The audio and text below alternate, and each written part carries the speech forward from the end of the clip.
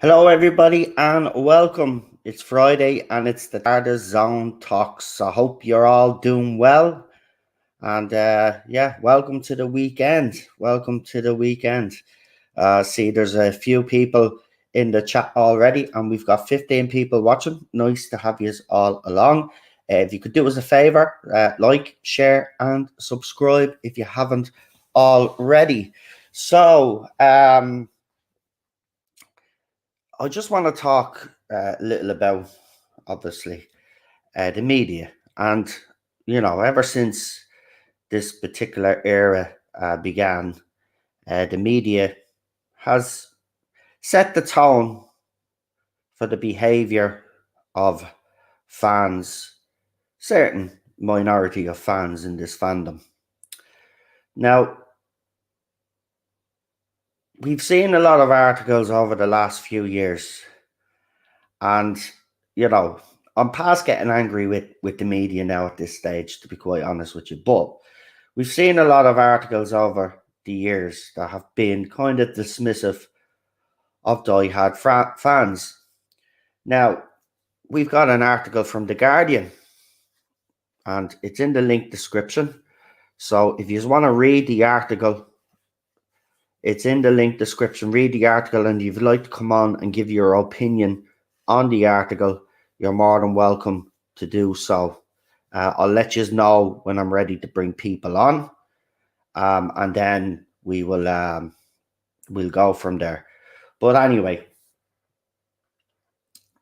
the Guardian, like a lot of the media, don't seem to understand why we have grievances with the show, right? And they keep throwing out this rhetoric that if you're a die-hard fan, for the article's headline is why do what's it? Hold on, I want to get it right. Just bear with me. Sure, I have to get the article up anyway, so I might as well get it up now, because I'm going to be reading it. Actually, I don't know why I'm doing it this way. This is stupid. Hang on, bear with me. You think I should have kept the article up. I had the article up. But, see, this is why I'm getting annoyed. And the reason why I'm getting annoyed is because the media don't understand. As I said, Doctor Who fans, especially long-term fans, or die-hard fans, whatever you want to call them, are mostly attached to Doctor Who, right? I don't look. I think all media. I'm starting to see a trend now, right? I don't think you can trust the media when it comes to reporting on Doctor Who. The journalists that write articles, there's certain journalists out there. They have an agenda, right? They have a cause just like these fans do, and they'll support them by writing all of these type of articles. Seems to be one-sided all the time. It's like, they don't want to see our side of the argument. They just will back the other side up no matter what. And that annoys me. It annoys me because it's disingenuous. Fans have a reason for not liking this era, and we've spoke about it loads of times. I don't know how many times we have to keep telling these people, the show is not being respected, and if the show is not going to be respected, well, then how do you expect fans to get behind something when they're told they're racist bigots? It I just like when we think. See, this is why I'm angry as well. When you think when you think we're ready to move on from this era and try bring the fandom together, you have articles like this then that started up again. Because of that article, if you go on to Twitter, you'll see that a lot of these articles store up in the stuff in the fandom, and that's why I have a problem with them. It's a one-sided argument all the time. So here's the headline: the Die Hard of Doom. Why Doctor Who is the show fans love to hate. Right? So I'll read it. As I said, the link to the article is in the link description there. Okay. So go and check it out. Go and check it out. This article was published in February, actually. So it must have slipped under the radar because I didn't see this article. It doesn't matter when it was published anyway. At the end of the day, it was published Wednesday. It was published last year, actually. No, 2 years ago. But it's been thrown out there again for somewhere. See, this is what I'm talking about, right? I'm seeing on Twitter right now, right? The Doctor Who official account on Twitter threw up a photograph of Catherine Tate and David Tennant, right? And the fans were screaming blue murder, right? And I'll show you why. I'll get it up and show you, right? Because this is utterly ridiculous. This is how ridiculous these fans are now, right? All of these little activists and stuff, right? Sick of it, right? I'm going to show you this, right? Because this is how pathetic they are. Now, I actually put up the context of what RTD was doing with that scene, and you will know what I'm talking about now, right? Hold on. I'll get it up soon. There it is. Oh, Jesus. Right, here we go. Right, so I'm in our official Twitter account, and I will go to the post in question. Right. Here we go. Now, guys, here's my point, right? For the people that are complaining about this post, all I'll say to you is, well, where was when Series 4 was actually out? Where was the complaints then? Because there was none. But all of a sudden now everybody's offended. And I'll show you what I'm talking about now. Here you go. I'll screen share this, right? Wait till you see this, man, right? This is how ridiculous, right? I'm not going to show you the comments either because I can't really show you the comments because people's names are there. But I'll show you the post. Right, so I'll big it up there, right? Right, so there we go. Right, what do you think? Flapper or slapper? Throwback Thursday. Now, if you go into that account, right? Actually, do you know what I'll do? I'll share it. It's funny. And go and look at the comment section. Now, don't reply back to any of these people, right? Because that's all they'll be waiting for. They'll start crying and playing the victim, right? So don't reply back, but go and have a look. Seriously, go and have a look at the comment section, right? There you go. It's in the chat there. Go and look at the comment section, right? And as I said, to all those people that are offended, where was when that line was said in the show? People are offended. Now, I've noticed lately, right? We had a certain YouTuber out there that did a video on RTD when he was running the show and all of the behavior that was going on. Instead of focusing on the positive, the fact that RTD was coming back, these people decided that they were going to focus on the negative, right? Now you've got people now focusing on stuff that was done in the show. They're already setting up the narrative. Look at These people are going to do what they think we've been doing. They're going to criticize this show out of spite. But we never did it out of spite. The show just wasn't good enough, right? This, again, is all this fake outrage that we've been talking about in this fandom, right? Now, I've actually replied in the comment section as well. And I've actually underlined the actual quote, that the context that this slapper and flapper comment was made in, right? But you see, they want to be offended, you see. See, now they're going to start, this is what's going to happen, folks. And I predicted this, by the way. I said it when RTD come back. I said, watch.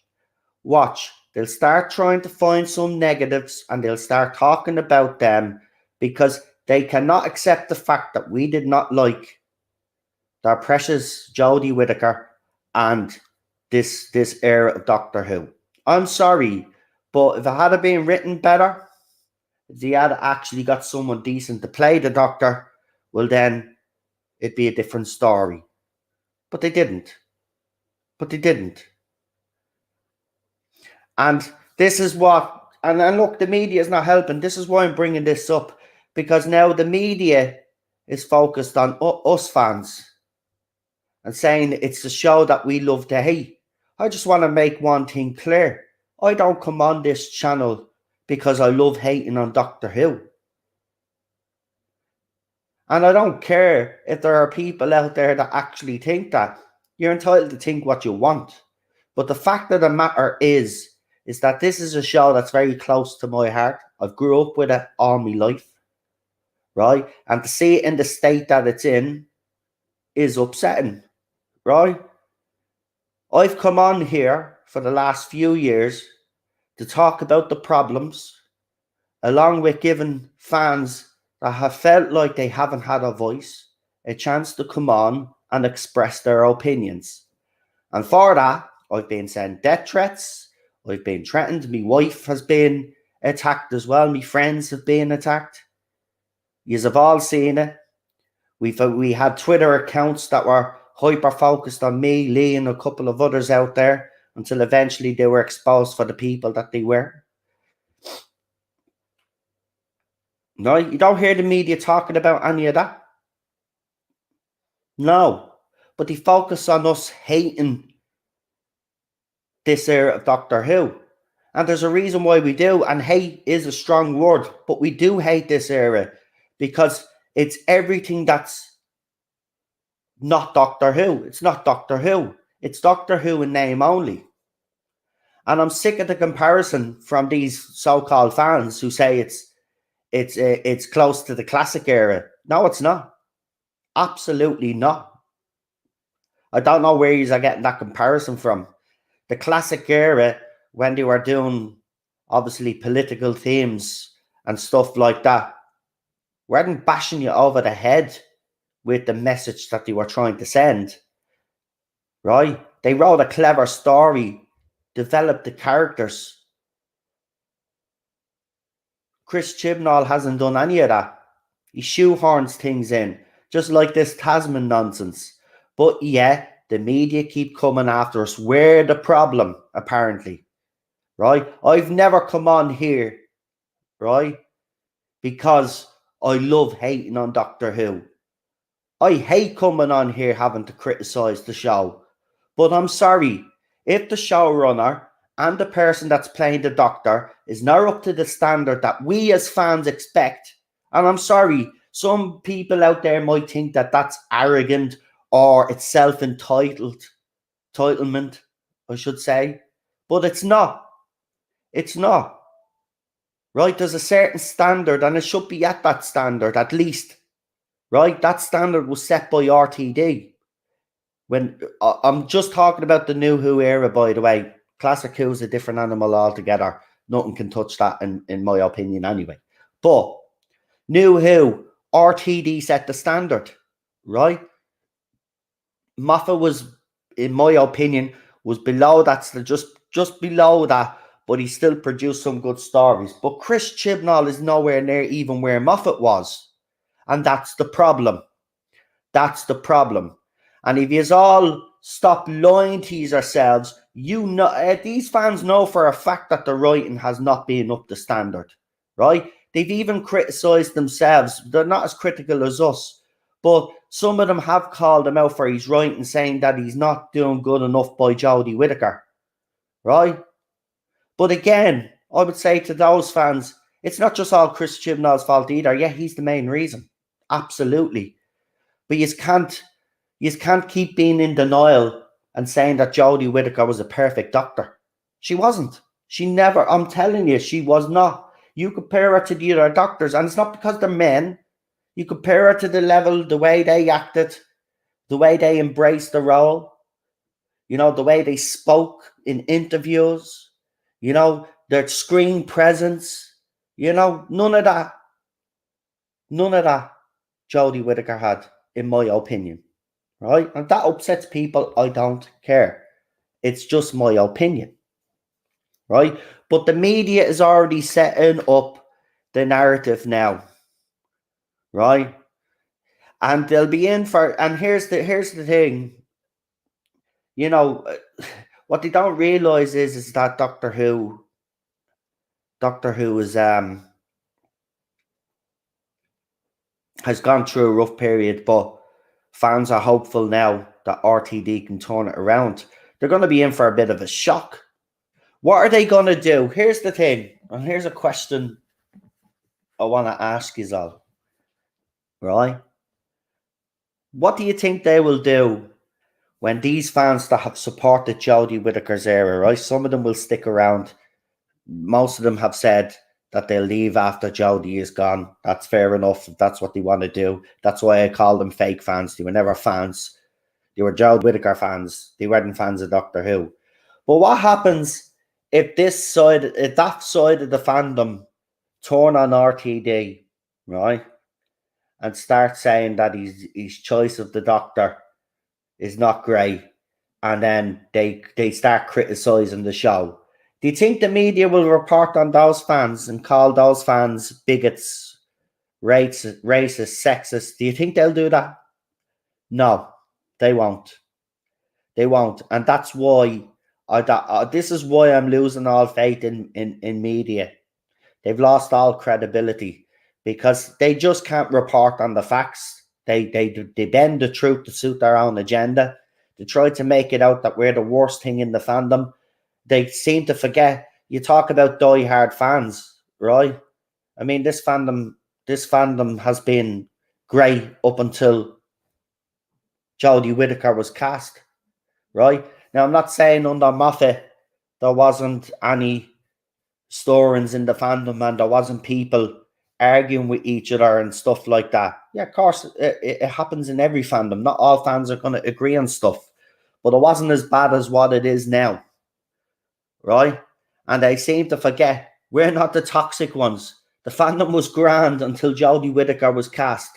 And then any person and here's the thing, right? We are entitled to come out and say that we don't like the casting choice, especially if it's been one way for 50 odd years and then you suddenly decide to change something fundamentally big about the show. Course fans are going to be upset.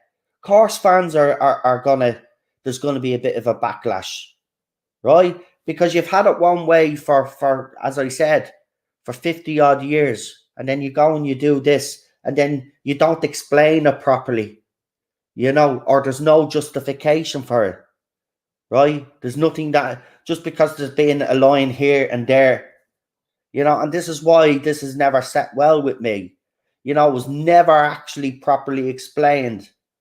You need to explain something that big. And I know some people have said out there, well, it was best ignored and not making a big deal out of it. But no, I'm sorry.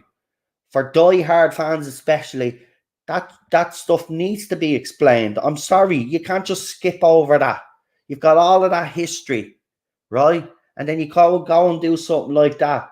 I'm sorry. You've got to make sure that makes sense. You've got to make sure that all the planning is in place and you explain that properly. Never was explained. We were just basically told to accept it, and anybody that didn't accept it was sexist, right? And that was the media. They started with that line, and then those fans then of Jodie Whittaker, those activists that follow Jodie Whittaker, that was the line they kept spinning, and it's the same line that they spin still to this day. Still to this day. And it's absolutely ridiculous. It's I just thought, look, the media needs to understand, these fans need to understand that, you know, we're not going to back down. You know, at the end of the day, you know, we've watched their show slowly die, right? They can spin the ratings all they want, right? We know how bad they are, right? Spin it all you want. We know. The facts back up everything that we've been saying for the last 4 or 5 years. And it's sad. And I'm not here to say I told you so, but I will say this. These fans that were attacking us should have listened to us. We knew what we were talking about. We understand the show a lot better than most of us that have come into the fandom since Jodie has been cast. And that's a fact. That's not me having a go. That's a fact. Right? Should have listened to us. Right? We're not saying that we don't want inclusivity or we don't want Doctor Who to address some of the problems that are around the world. Because Doctor Who's done that in the classic era and has done it under RTD and Stephen Moffat. The difference is that when Chris Chibnall did it, he either didn't do the research on the topic that he was going to do, right?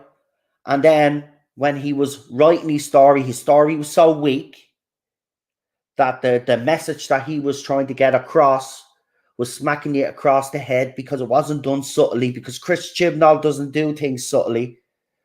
He doesn't do things with planning either, right? You look at the Tasman situation, right? And here's the thing that's funny about that, right? We do know that Yaz obviously has feelings for the Doctor, right? To me, right, the newspapers come out and did an article. Oh no, Matt Stevens says, "Oh, I might have felt sudden," right? It did feel sudden because there was no planning behind it. We all know that Mandip Gill had apparently alerted Jodie Whittaker of it and saying that there's this Tasman thing going, right? They told Chris Chibnall and co. While they were filming Series 12, right? But kind of ignored it, didn't do anything about it. And then what did they do in Series 30, Doctor Who Flux? They shoehorned it in, right? Yaz expressed their feelings to Dan.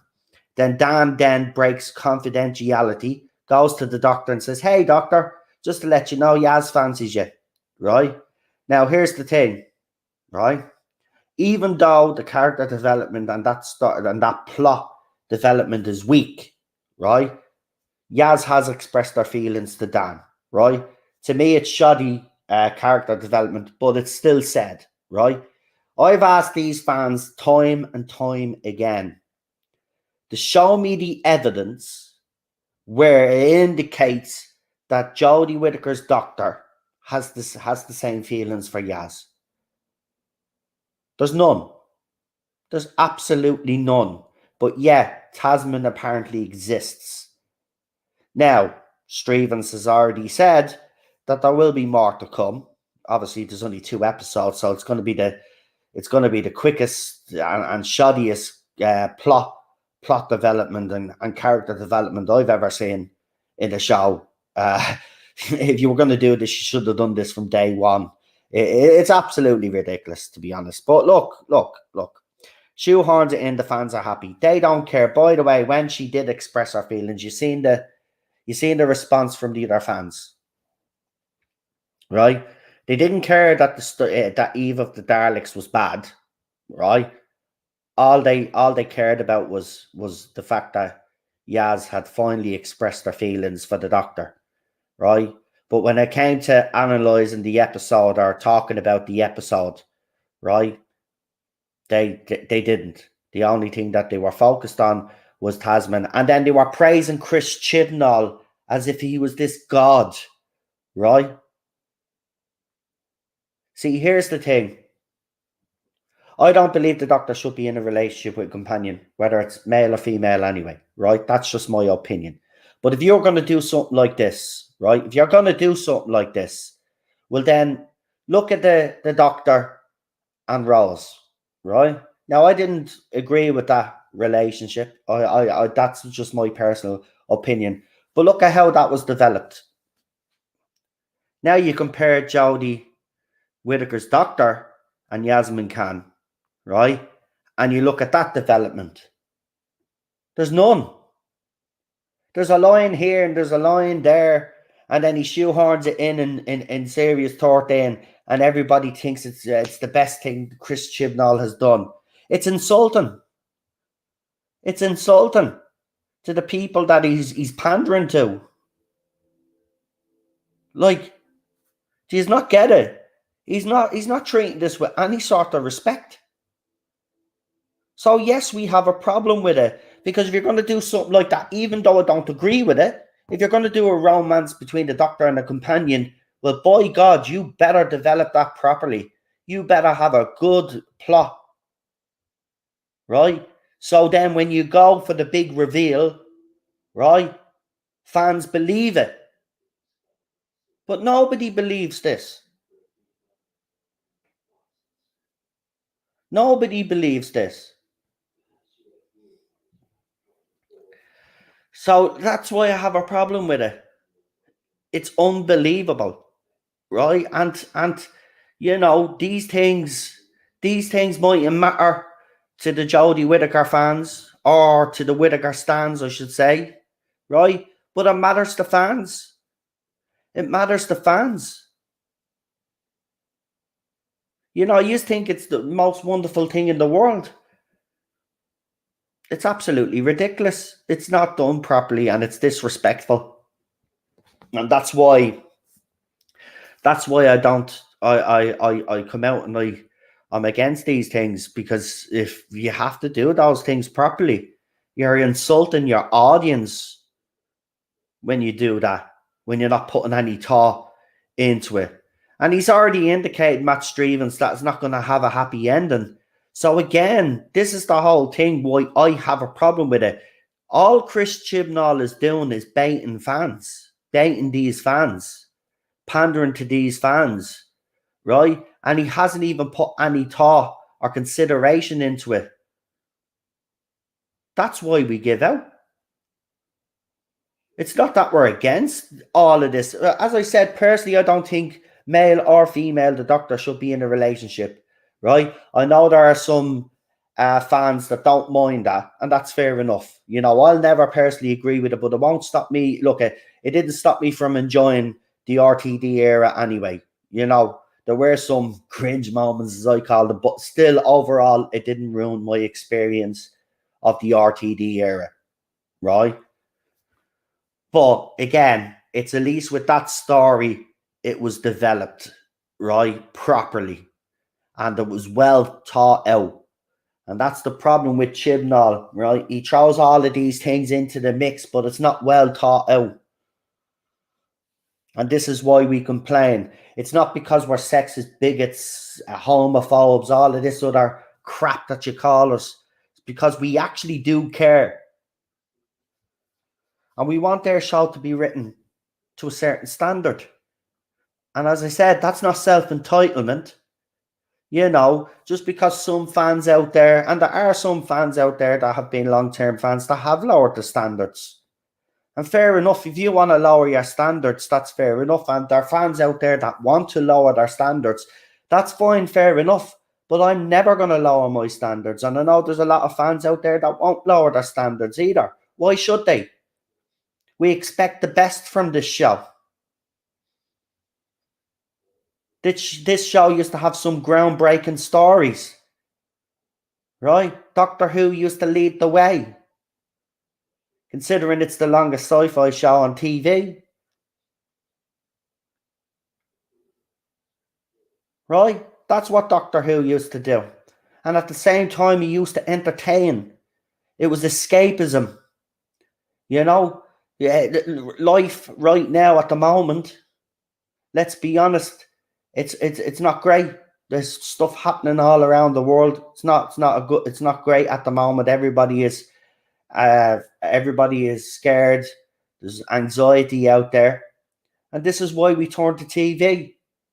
Because for a few hours or 45 minutes or 55 minutes or whatever it is, whether you watch a movie or a TV show, you want to switch that on and forget about the worries and the things that are going on and all the bullshit that's going on in the world.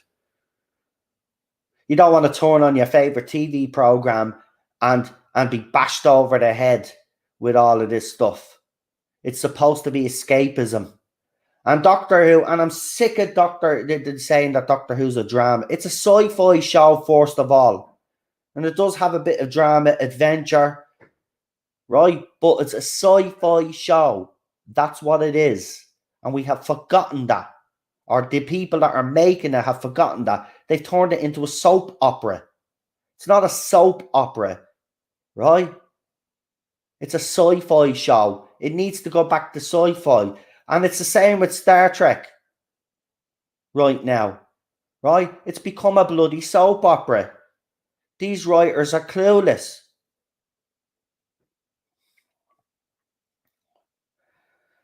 It's just... I just thought it's ridiculous. It is, but look, I've got a feeling that, you know, when RTD's era comes around, there's going to be this fandom is not ever going to recover. I'm sorry, it's not, because, you know, they've already started up their rhetoric. They're focusing on the negative things that they believe are negative things in the RTD era. But yeah, the magazines and media outlets like The Guardian, Digital Spy, Radio Times over the last 5 years have come after us fans, but have never once did an article on the other side about how they behave towards long-term fans, the abuse, the death threats, right?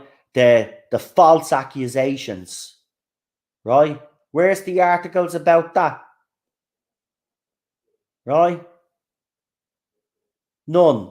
Zero. Zilch.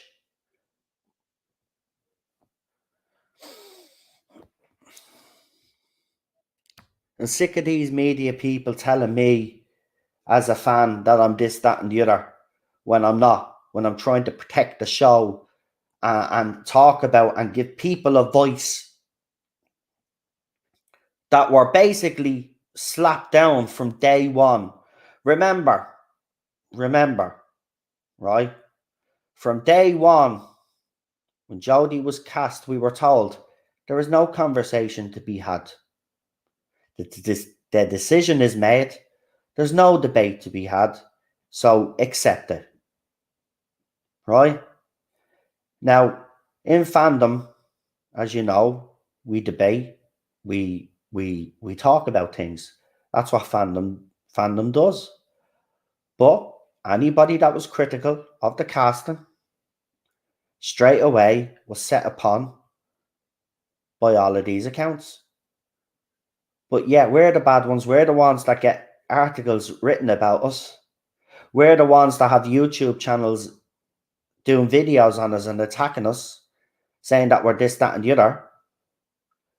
But why isn't the media ever reporting on those fans? Because, as I said, they're all in it together.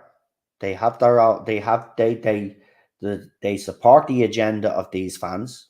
They don't care about Doctor Who. They never have.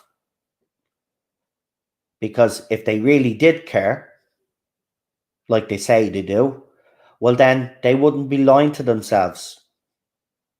And what do I mean, lying to themselves? Well, they would be honest and say that Chris Chibnall is probably one of the worst showrunners that has ever laid their hands on Doctor Who. They would also admit that Jodie Whittaker is not right for the role, and she wasn't. She was miscast, unfortunately. Right? They'd be honest with themselves about the ratings. They wouldn't be spinning them. But they are spinning them. And they're not honest with themselves. Right? They'd also be honest that Doctor Who merch sales and all that other stuff that comes with it has suffered because of this era. They're lying to themselves when they say that this is some of the best writing that they've seen on Doctor Who, and that Jodie Whittaker is the best Doctor that they ever set their eyes on. They're lying to themselves. Or maybe they're just delusional. But either way, they were wrong about everything. All the evidence backs us up. Us guys that were saying that this show needed to, well, basically for it to survive, Chris Chibnall needed to go. Now, it could be too late, but I have hope that RTD can actually turn it around. And the thing is, the fans of this particular era actually say, well, they're not my doctors that don't realise what's coming with RTD because RTD is very progressive. Yeah, we know. But as I said, there's a difference. When RTD does it, it's well thought out, the characters are developed properly, and the stories are actually decent. Right? Whereas Chris Chibnall has none of that. It's shoehorned in. The character development and the plot development is actually awful. Right? And the agenda that he's trying to push or the message that he's trying to send is just thrown in there. There's no care or attention to it. And this is why, over the last 5 years, I've complained. And this is why a lot of us have. Because we see these things and we don't like what we see. There's a certain standard. And as I said, some fans might think that's a bit of self-entitlement. But when the show has set a standard, RTD set that standard when New Who came back. And as I said, if you're not at that standard, well then fans have every right to complain. And by the way, Jodie Whittaker, Chris Chibnall are not the first two people ever to be criticised when the fans found out that they were taking the jobs. Right, I remember RTD, when he was announced, there were a few fans out there that were not happy with his casting. I even remember with Christopher Eccleston. People weren't happy with his costume. Right? It was the same with David Tennant. It was the same with Matt Smith. It was the same with Peter Capaldi's casting. This is nothing new. This is nothing new. Now, I will admit this, obviously because Jodie Whittaker was the first woman to play the role. Of course, there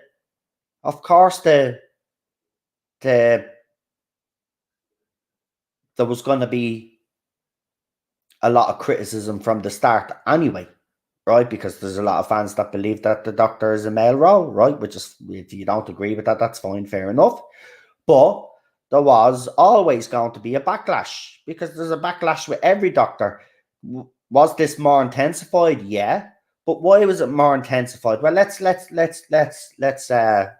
see. First thing that Jodie came out with when she was cast, all the white male gaze, we had all that rubbish.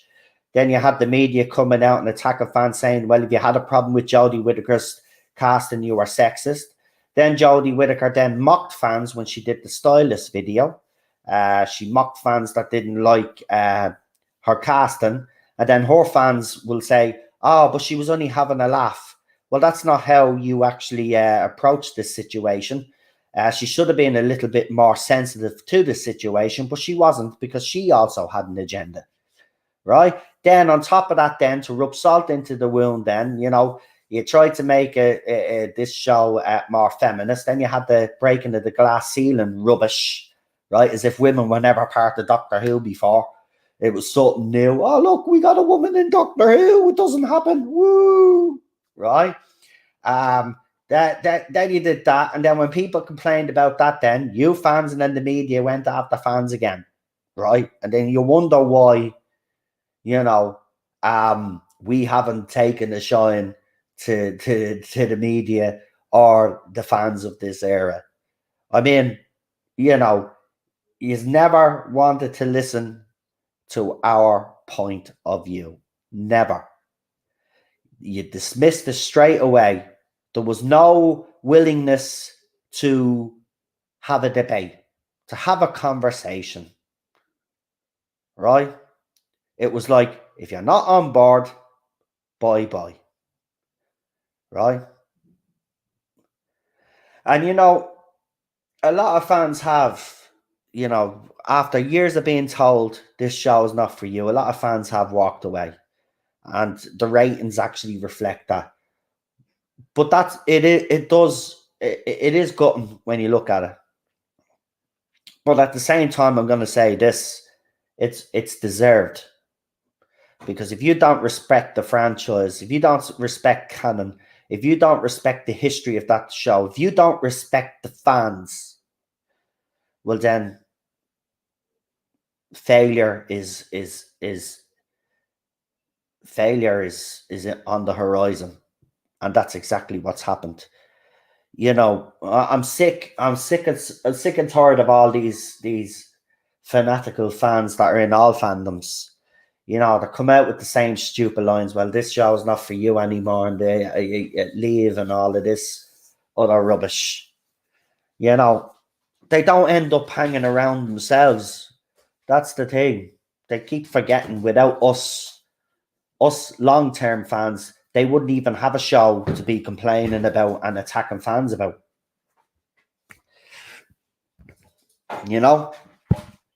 We're the ones that kept it alive when it wasn't on TV. Right? It wouldn't have come back in 2005 if fans still weren't around. And then they have the cheek then to go and turn on us because we see the things and the problems that are wrong with this show. But yeah, because they have a certain point of view, they're right, we're wrong, and that's just the end of it. That's not how it works. And, it's just, I just don't know what to say anymore. It's ridiculous.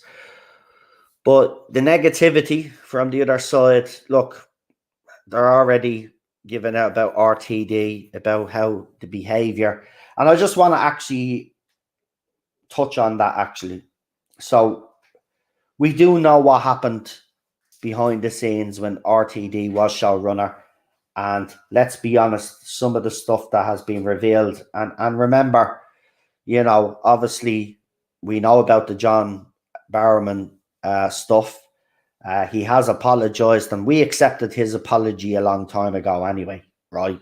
I mean, he's apologized yet again just recently, but and he came out swinging as well and basically said, cancel culture is poison, and it is, right? I mean, he wasn't cancelled anyway. That's the funny thing about it. But, right? But this is the thing. Oh man, I'm after losing my point now. Yeah, what was I saying again? John Barrowman. So yeah, the cancel culture. What was I saying? I forget what I was saying.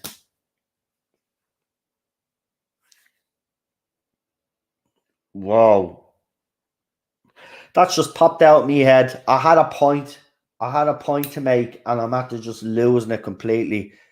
He came out swinging. Yeah. So he came out swinging, right? And he was right.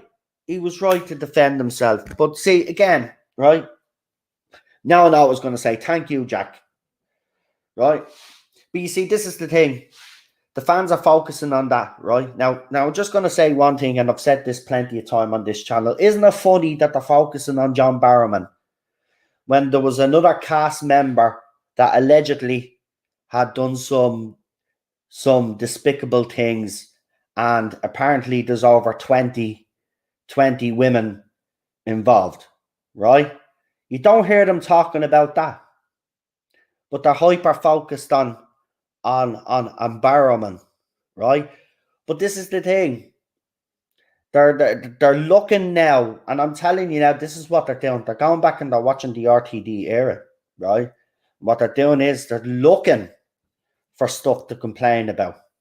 They're looking for stuff to complain about. And then we had one YouTuber that said, "Oh, me worries about RTD coming back, blah, blah, blah, blah, blah, blah, blah, blah." It was a nonsense video anyway. But the fact that they focused on that, right? I just want to say, make one thing clear here, right? And this is known and it's a fact. And this person actually knows as well, but they have a spin to spin. So they're going to spin, if you know what I mean. I said spin four times there. See that? Anyway, that was the culture that was allowed inside the BBC. Now, we already know when John Barrowman was when someone went to Julie about it, he was reprimanded, right? Okay? But I think people are actually forgetting, right, that there was a culture inside the BBC, right? Now, Bad Wolf Productions have done, or Bad Wolf Studios have done a lot of TV shows. Have we ever seen articles that have come out and criticised behind the scenes on any of the shows that they're working on? No, because RTD doesn't allow that culture. It was a culture that was allowed at the BBC. And that is the BBC's responsibility to get their shit in order, to get their house in order. Right? So the fact that this person is focusing on that and saying, "Oh, I'm worried about RTD because of this culture that was RTD," right? That was the BBC. That was the culture that the BBC is rotten to the core, by the way. Right? It needs to be cleared out and new people put in their fresh ideas. Right? It's gone stale. Now, in fairness to BBC, they have tried to change the culture over the years, right? Which is fair enough. But they haven't done enough. But to blame RTD for carry-ons behind the scenes Doctor Who is absolutely ridiculous, right? When the John Barrowman stuff came out, he was reprimanded. I'm not sure they were told about the Noel Clarke stuff, alleged stuff, I should say, right? I'm pretty sure if they were told, right, they would have investigated it, and if there was anything there, I'm pretty sure he would have been kicked off the show. Because the actions from the John Barrowman incidents suggest that if they reprimanded him, trust me, the other fella would have been kicked out.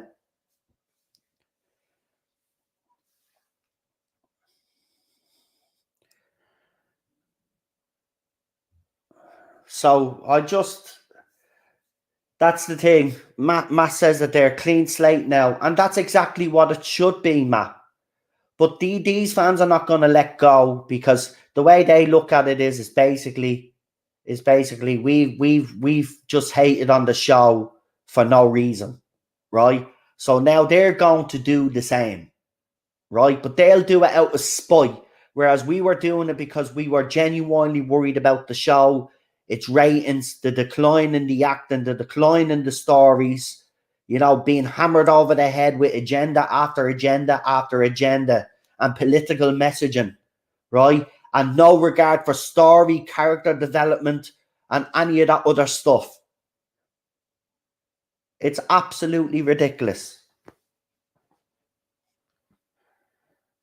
I'm just sick and tired of it all, to be quite honest with you. It's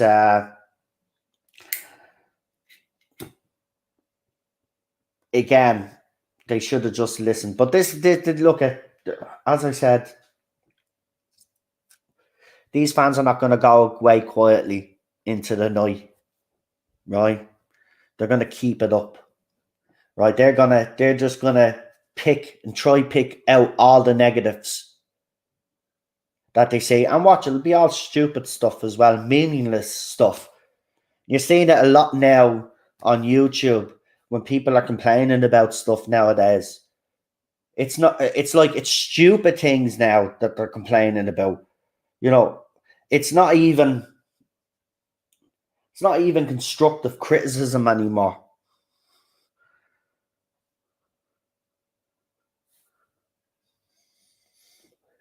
They need, that's it. It's about setting the narrative, and that's exactly what they're trying to do now.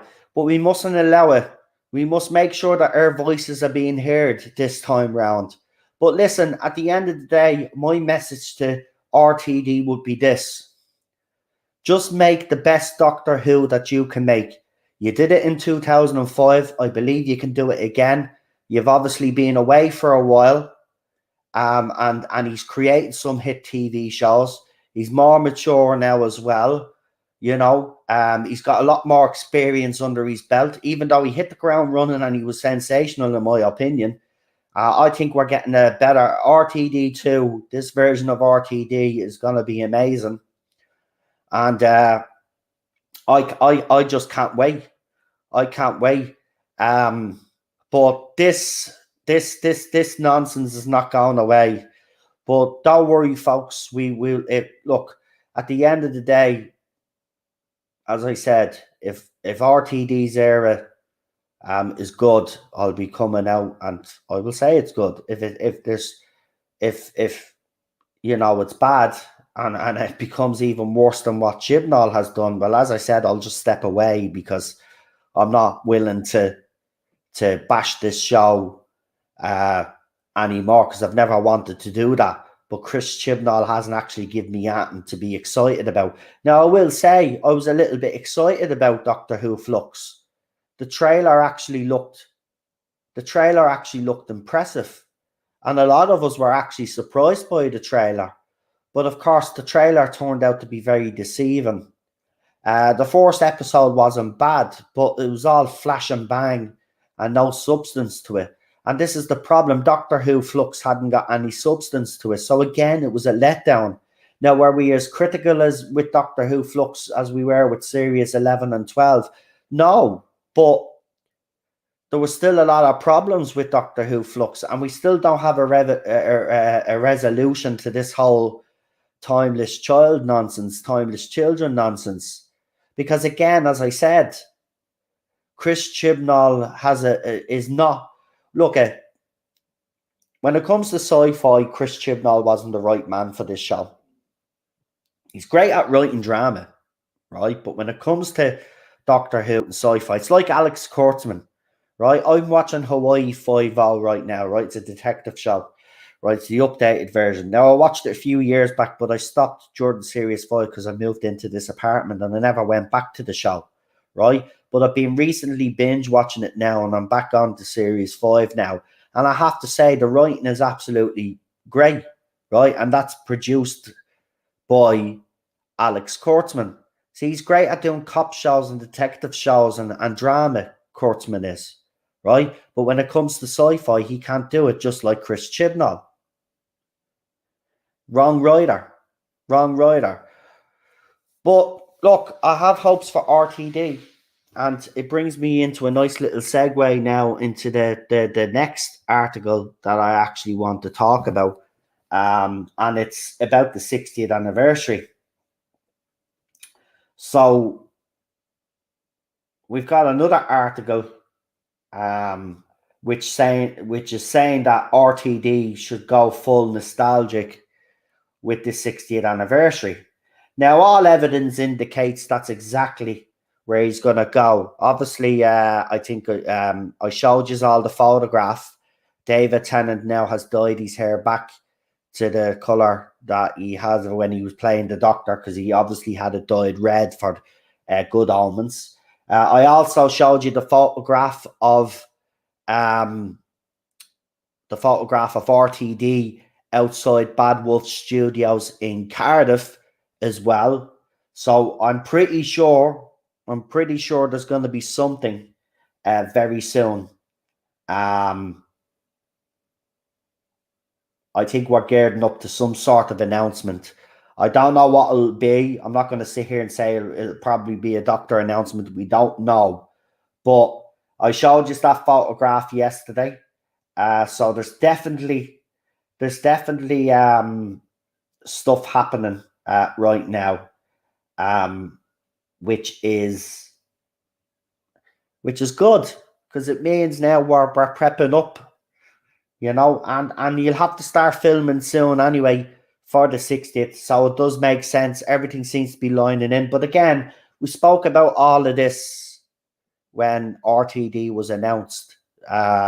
We've been pretty good at speculating as well as getting the information that I've been receiving and the speculation and rumor.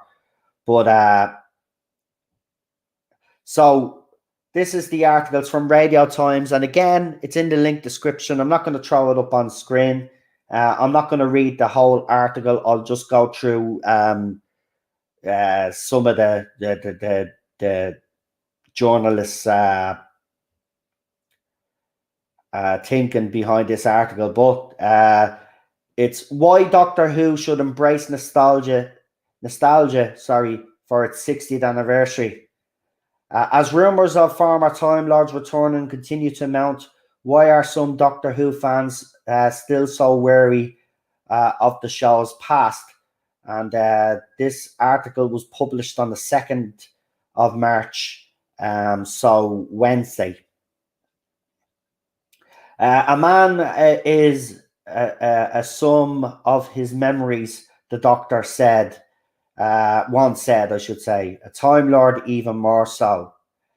This typically was an astute observation from the great Terence Dicks, was perfect sentiment for the inclusion in Doctor Who's warmly nostalgic 20th anniversary special, The Five Doctors.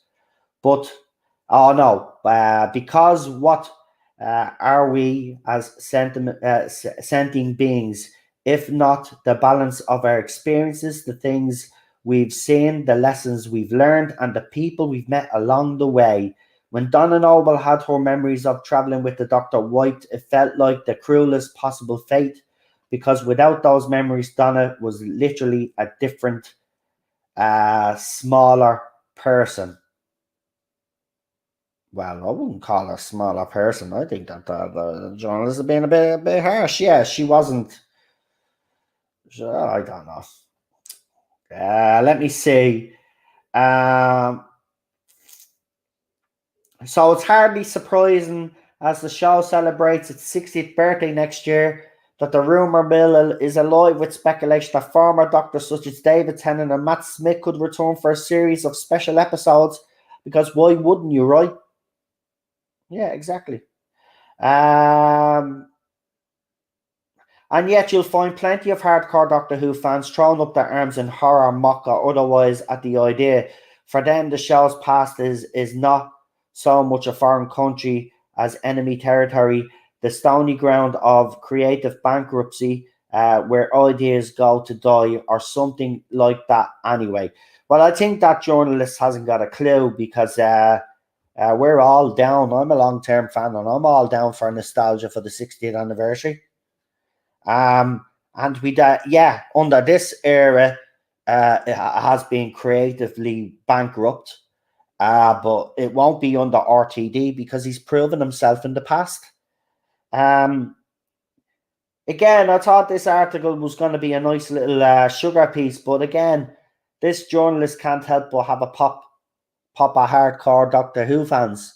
And this article was published Wednesday, so this is a recent one. Again, they just can't get their heads away from the thinking that long-term fans, always long-term fans. A couple of reasons, I think. One, they're just showing off. They're trying to sound grown up by talking more like a potential Doctor Who showrunner than a fan. They're embarrassed to lean into nostalgia because it feels so well fanish. And so, to quote another Terence Dicks line from The Five Doctors, they find menace in their own shadow. What is this journalist even on about? So he's trying to say, so the summary of this article is basically, yeah, it's what he's basically trying to say is that us as long-term fans are sick of the nostalgia. Now, I know there are some out there that might be sick of another multi-doctor story, and that's fair enough. You're always going to have that. But I think anniversary should be a nod back anyway. That's the whole point of an anniversary, isn't it? You're celebrating the past. So I mean, what are you even talking about? This is what I'm talking about with the media. They just can't get their brain wrapped around that, fans might expect certain things. I don't know where this journalist is getting that from. Look, I know there are a few fans that are sick of nostalgia. We've had them in the chat. They've said it. Oh, let's try something different, which is fair enough. But the majority of fans, that's the whole point of an anniversary special. It's supposed to pay nostalgia to the past. So if that means bringing back past characters or past villains, that's what you do for an anniversary special. You celebrate everything that's come before. Like, I just don't get it. I really don't. Like, I mean, can people just not, like, just go along for the ride and see where it takes us and try and enjoy the thing instead of coming out against fans again? Seriously. The whole point of an anniversary special, I think this is what I mean. The journalists have lost all credibility, right? The whole point of an anniversary special is to, is to pay homage to what came before. We're celebrating that the show has reached a milestone as well. That's what an anniversary special does. Listen, if you're sick of other doctors returning, don't watch it. If you're sick of old villains returning for an anniversary special, well, then don't watch it. Nobody's forcing you, like we're told all the time. I just, you know what? As I said, the media has just lost all credibility. It makes no sense. I mean, they call themselves intelligent people, right? But I'm just going to say this: over the past few months, the media have exposed themselves for what they truly are. They're a bunch of hacks, and I'll tell you the reason why they're a bunch of hacks. They've been spreading false rumor, right? That has been clearly, you've seen it. People have been making up stuff about what's supposed to be happening with the 60th anniversary, who's going to be in it and stuff like that, right? We've seen them report on stuff that has been actually proven to be a hoax in the fandom, but they've ran with the story anyway, right? We even had one journalist that was so stupid that didn't do the research, right? It was so obvious, right? This post claimed that Matt Stevens was going to be an executive producer on the new era of Doctor Who, and that filming would begin in Roadblock very soon, right? And that journalist still went with that article, even though it was proven to be a hoax. These journalists don't have any integrity. They haven't even done the proper research. They're lazy. I mean, fans in the fandom do more research and actually are more truthful about what's going on with this era and beyond, rather than the media. It's absolutely ridiculous. It's ridiculous. This is why I'm not listening to any journalists anymore, especially connected to Doctor Who, because, as I said, they've lost their credibility as far as I'm concerned. Right? I'm just sick and tired of it. And you know what? This is the thing that annoys me. Everybody knows that they're spreading false information, and they've been spreading lies for these last few years about our fans that don't like this era, right? They've gotten away with it for so long that even when they put up a complete article that's literally lies, people will just retweet it and will believe everything that they say. It's an absolute joke. It's an absolute joke. Anyway, they're the two things really that I wanted to get off my chest and talk about. But it was obviously all related to the media. Um, I just wanted to give my point of view because it's been a long time since I've actually come on here and actually, gave me opinion about the media. It's been a while since I have. But I'm just going to say, over the last 5 years, the reporting by the media has declined sharply. And it's sad to see because, before this era began, I thought the media were pretty, well, under the Moffat era, they were a bit, you know, they did criticize Moffat quite a lot. But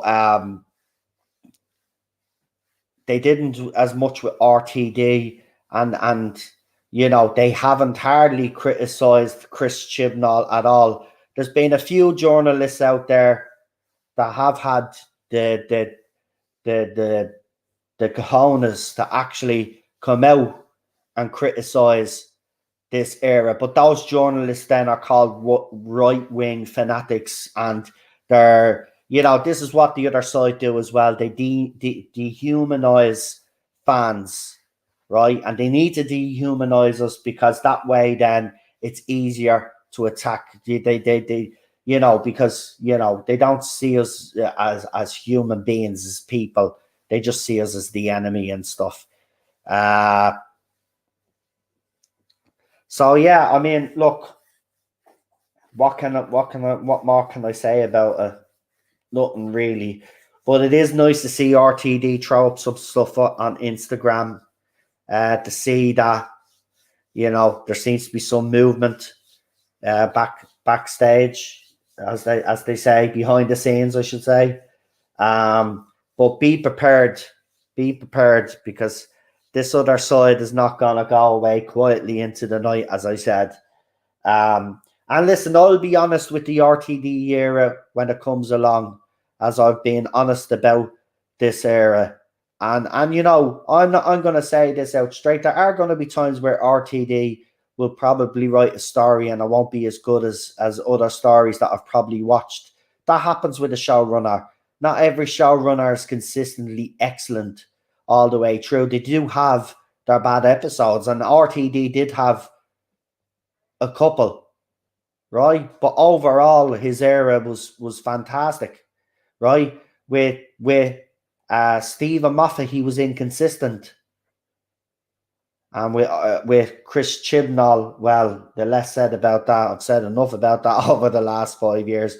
But let's be honest, that hasn't been great either. So yeah, uh, so that's where I stand on it. That's my piece. So if any of you guys would like to come on, please let me know. And I'll bring you on. If you could just give us 2 minutes, I just have to go outside for a second. Just bear with me for a second.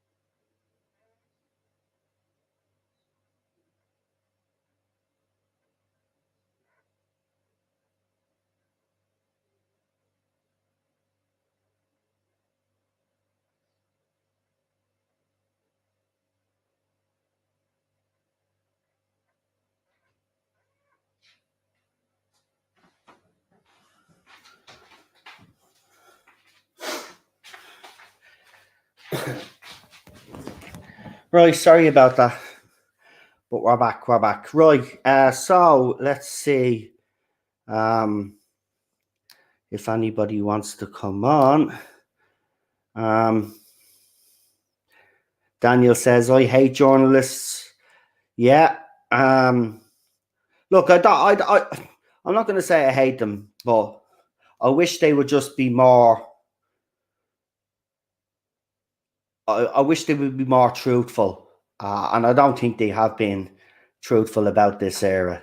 I and I think if the media had been truthful, I don't think this era would have went on for as long as it did. To be quite honest with you, if the media were coming out and actually,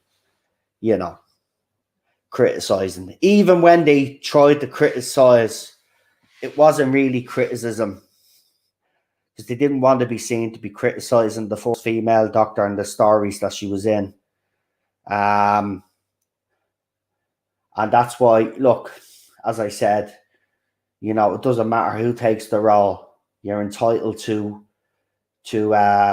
complain and disagree with certain stuff if that's how you feel. Just like you're entitled to praise and be behind us. The problem I've always had with the other side is that anybody that's criticized is automatically set upon, right?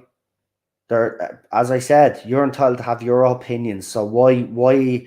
And again, here's another thing: if you're so offended by what anybody has to say about the doctor or Jodie Whittaker's doctor or Chris Chibnall's writing, you can ignore, but you choose not to.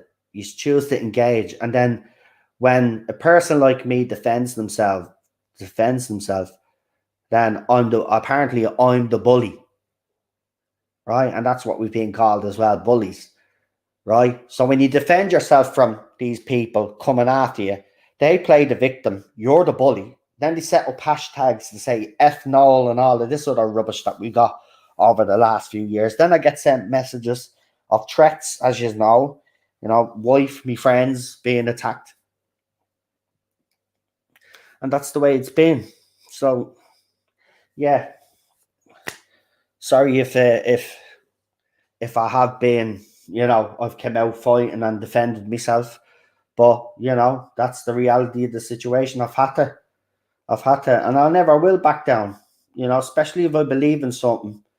And I do believe that this show has been hurt long enough now.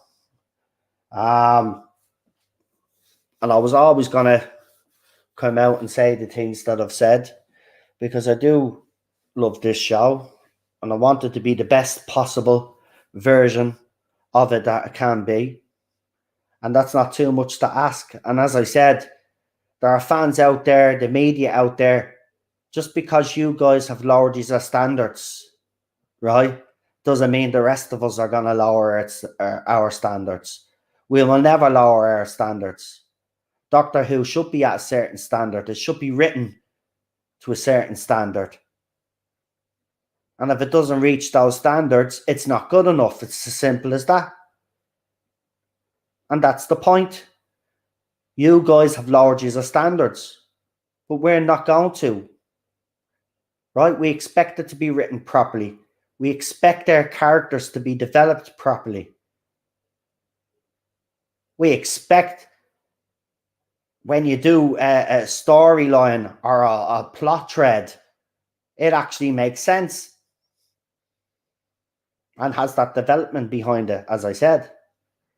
Like, that's not too much to ask for. Right? All we're asking is that the people that come in, take over this show, treat it with the utmost respect because it deserves that respect. It's not self-entitlement.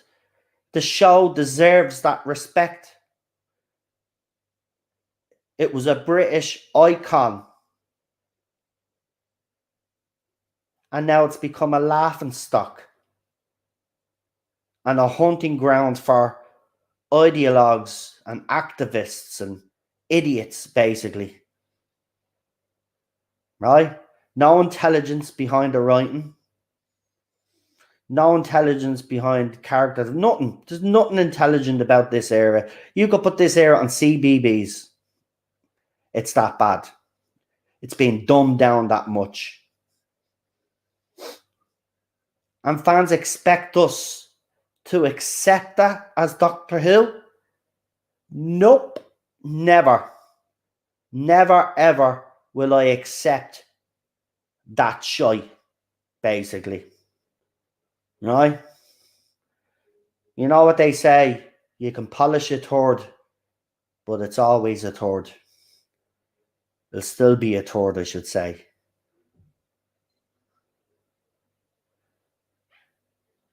Noel and others are known for their dissent by the high ups in the Chibnall camp. They are taking notice that we were right. Well, look, I could be smug about it. We could be smug about it, Matt, but why not? Why not? Because at the end of the day, we're all still devastated. Right? This show's been dragged through the mud for the last 5 years. The fandom has become an absolute joke. It's gone back to the time where, as a Doctor Who fan, you were embarrassed to talk about Doctor Who. You kept it to yourself. That's what he's done. That's what he's done. And for what? And for what? That's the thing. I still don't understand this. If Chris Chibnall thought by casting a woman that somehow he was going to elevate this show higher, well, he failed. And that's the bottom line. And fair enough, Matt, you're right. The higher-ups have got the message, because RTD wouldn't be back if they didn't. I just hope it's not too late. I really do. Because I've always said, if you get the right person in after Chibnall, who knows what they're doing, this show has a chance to survive. And now RTD is back. So there's a chance, there's a glimmer of hope, there's optimism for the first time in years. And yes, I've embraced that. And you know what? I might end up having egg on my face. Right? But right now, I'm the most excited I've ever been.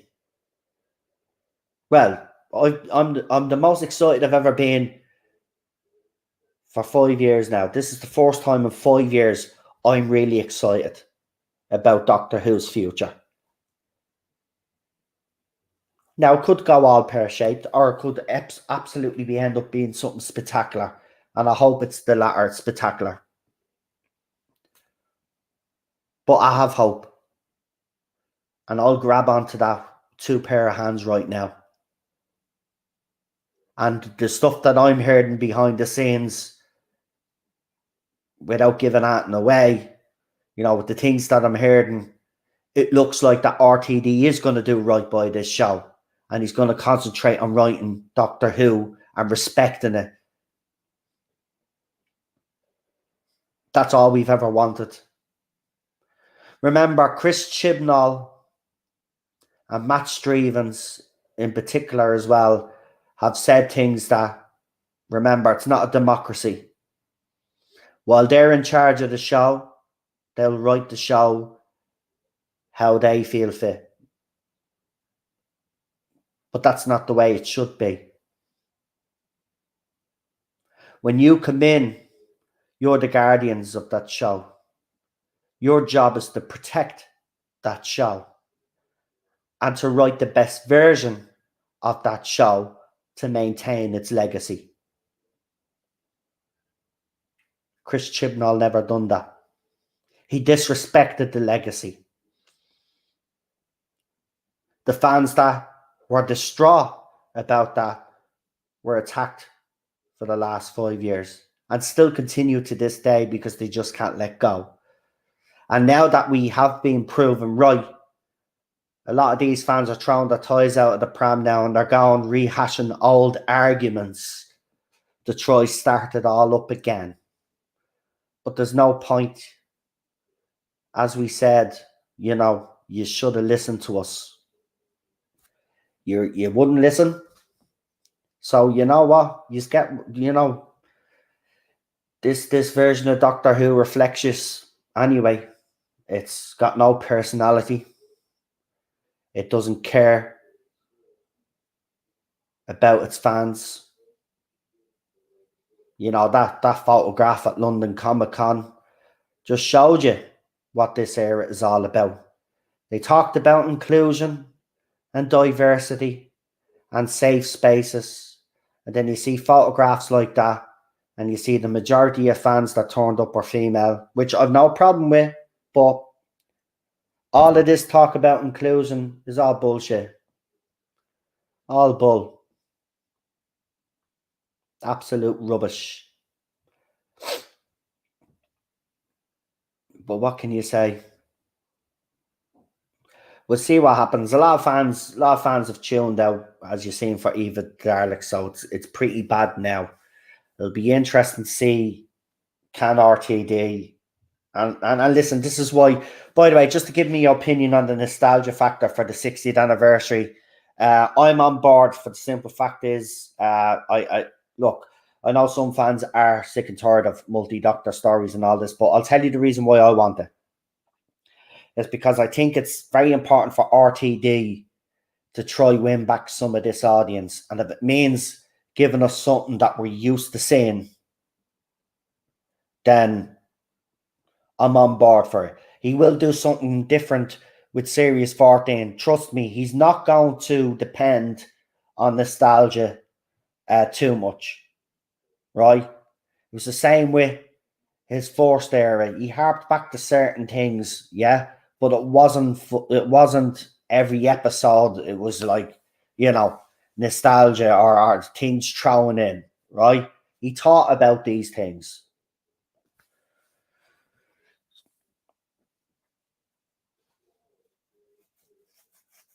One of the blokes who met with Whittaker came out as positive for C19. Yeah, well, the thing I will say this, obviously, she's pregnant, and again, congratulations. But I mean, aren't they? Aren't they also were they all supposed to be wearing masks at the convention or something? And shouldn't I mean, if we're going by what we've been told, because it's indoors. I mean, I don't know why they kind of let Whittaker sit there with all those fans like that. That was, if we're going by the rules that they've all set, the rules seem to change every day now. I'm actually confused now, where you can wear a mask and where you don't have to wear a mask, because that's how stupid it is. Um, but there you go. Right. Anyway, as I said, does anybody want to come on tonight, or will I just wrap it up? If anybody wants to come on, you don't have to come on. I'm just wanted to give my opinions on all of this stuff, kind of do an overview. And remember, we still have 2 episodes to go, so this is just going to get worse before it gets better, in my opinion. I just can't wait. Look, as soon as RTD makes a major announcement, I think the fever pitch in this fandom will go up a notch again. And I'm starting to think that something could happen this month. I don't know what it is. I just have this feeling. You know when you have a good feeling. So right, so apparently I've gotten a couple of messages. So let me see. Just bear with me for a second and I'll go through these messages.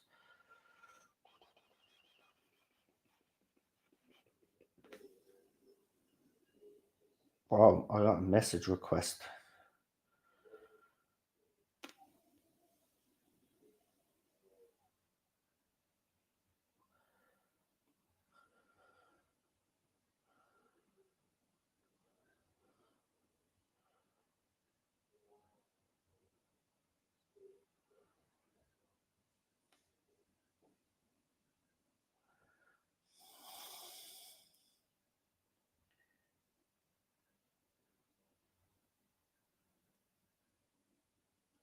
There's a thread about me on some site. I'm not interested actually. So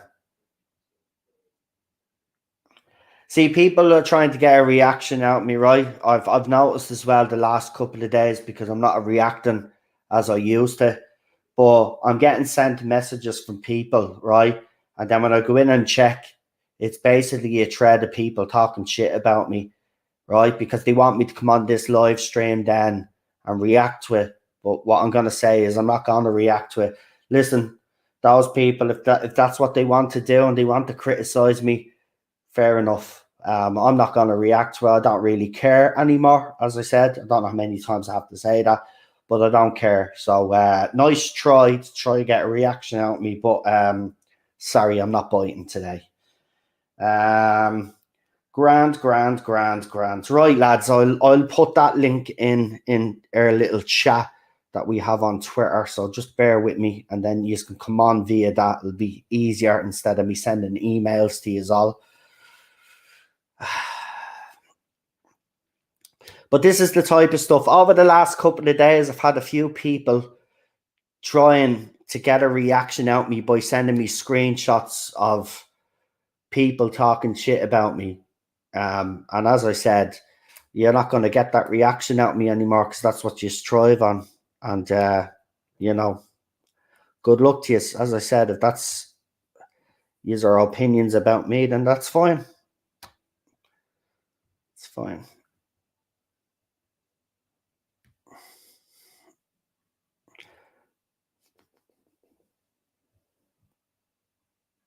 So that's it. Conversation over on that. Oh, don't worry. I'm not going to say anything, folks. You can all calm down.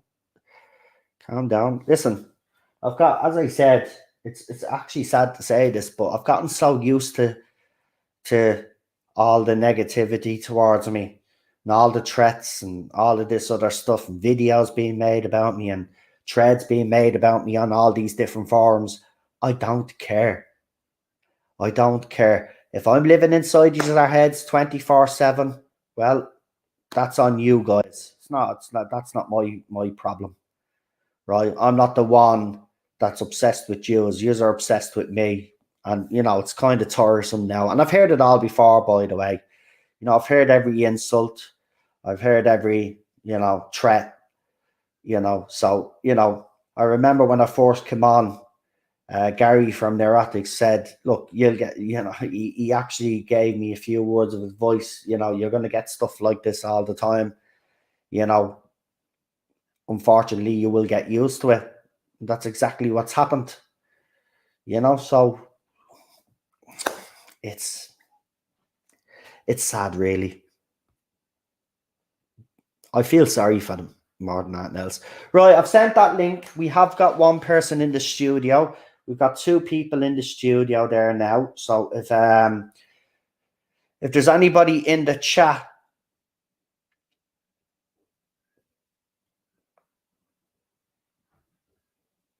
if there's people in the chat that want to come on, you're more than welcome to come on. Let me know. We've got two people already, but if there's anybody else, no, I'm not. I don't want. I'm not calling them out because that's what they want. Why? Look, I don't care. I really don't. At the end of the day, look, I've spent too much time on these people that attack me, right? If that's how they feel about me, fair enough. If they're that petty, if they're that ridiculous, then let them be that petty and that ridiculous. As far as I'm concerned, I'm just going to get on with my day, get on with my night, and enjoy life. Life is too short to be worrying about a couple of idiots that have a problem about my opinions. We're not living in a dictatorship here, right? Okay, there's such thing as freedom of speech, freedom of expression, and all of that they claim to support. So, let them. Now, let me see if there's anybody else that wants to come on. Do. We got PD Rich in the chat as well there as well. If you want to come on, PD, you're more than welcome. Matt, you haven't been on in a while. Matt Pot, if you want to come on, you're more than welcome to come on. Just let me know. Just let me know. I know Daniel said that he was just going to mod tonight. That's fair enough, pal. So let me know if you just want to come on. I'll bring you all on together, right? But we're not going to be, what's it now? We're coming up to 12 o'clock. I will be ending this stream before 1. So it'll give everybody a chance. And if I can ask all my guests not to talk over each other and give everybody a chance to actually get their point across. And then if there's something you would like to add to their point, wait until they finish their original point and then add your own opinion as well. So if there's anybody else that does want to come on, let me know. I'll keep an eye on my phone just in case some of you don't tell me in the chat here and you actually send me a message. And the Thin King as well is he's sending me some of his latest artwork. So if you have any more there, send it to me and I'll throw it up. If you haven't seen my video, I threw up a video of Helen's great artwork. If you haven't checked it out, please do. And she's sending me more images there. So I'll wait until I get a few more there. There'll be a couple of more videos. As you know, yourselves, I like throwing up our artwork. So if any of you would like me to feature artwork on the channel, just send me a message there.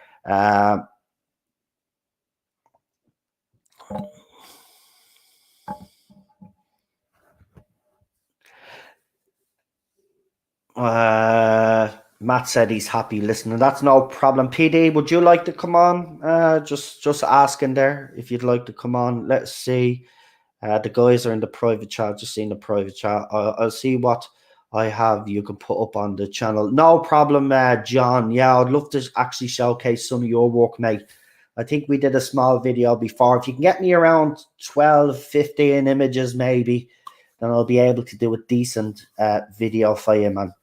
And I wouldn't mind featuring some of your artwork. It doesn't have to be necessarily Doctor Who either. So, the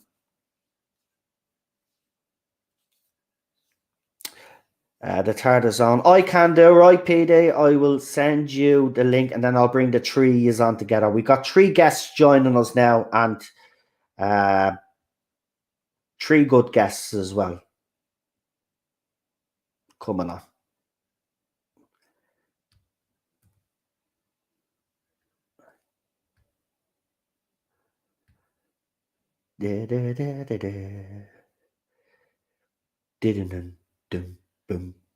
Another one bites the dust.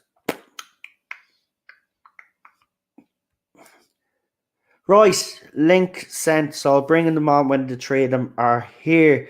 Some of them right wing who roast you. In fact, I don't really care, to be quite honest with you. Look, I don't care. Let them. They're entitled to do what they want. You know, they're entitled to do what they want.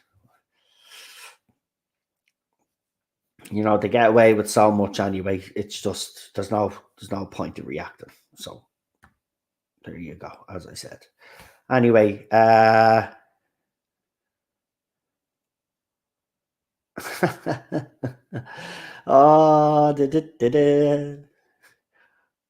well, Yaz is a plank and Jodie Whittaker was miscast as the Doctor. There you go. If you have a problem with that, kiss me ass. Anyway, let's bring on some of our guests. We've got the one and only Real Super Doctor. Hello. Nice to see you. Yeah, it's the late night stream seemed to be working for you. I know they're doing well. They're doing well, I have to say. Yeah. You know, look, I used to when I first started off. Obviously, you've been kind of with me all the way as well. Remember, we used to do streams late night, and then I, for some weird reason, I moved it. But you're right. I think the late night streams are doing well. We've got 30 people watching right now, but I suspect some of those are people that don't like me, which is sad. You know, I mean, thanks for the. I just want to say that. But let's bring on our next guest. It's Cinnamon Toast Crunch. Hello. Nice Bit of a to voice see crack you. there. Nice to see you. Nice to see you. And guess who else we have? We've got PD Rich. There you are. Just tested some equipment. Nice to see you, Cinnamon Toast. Likewise.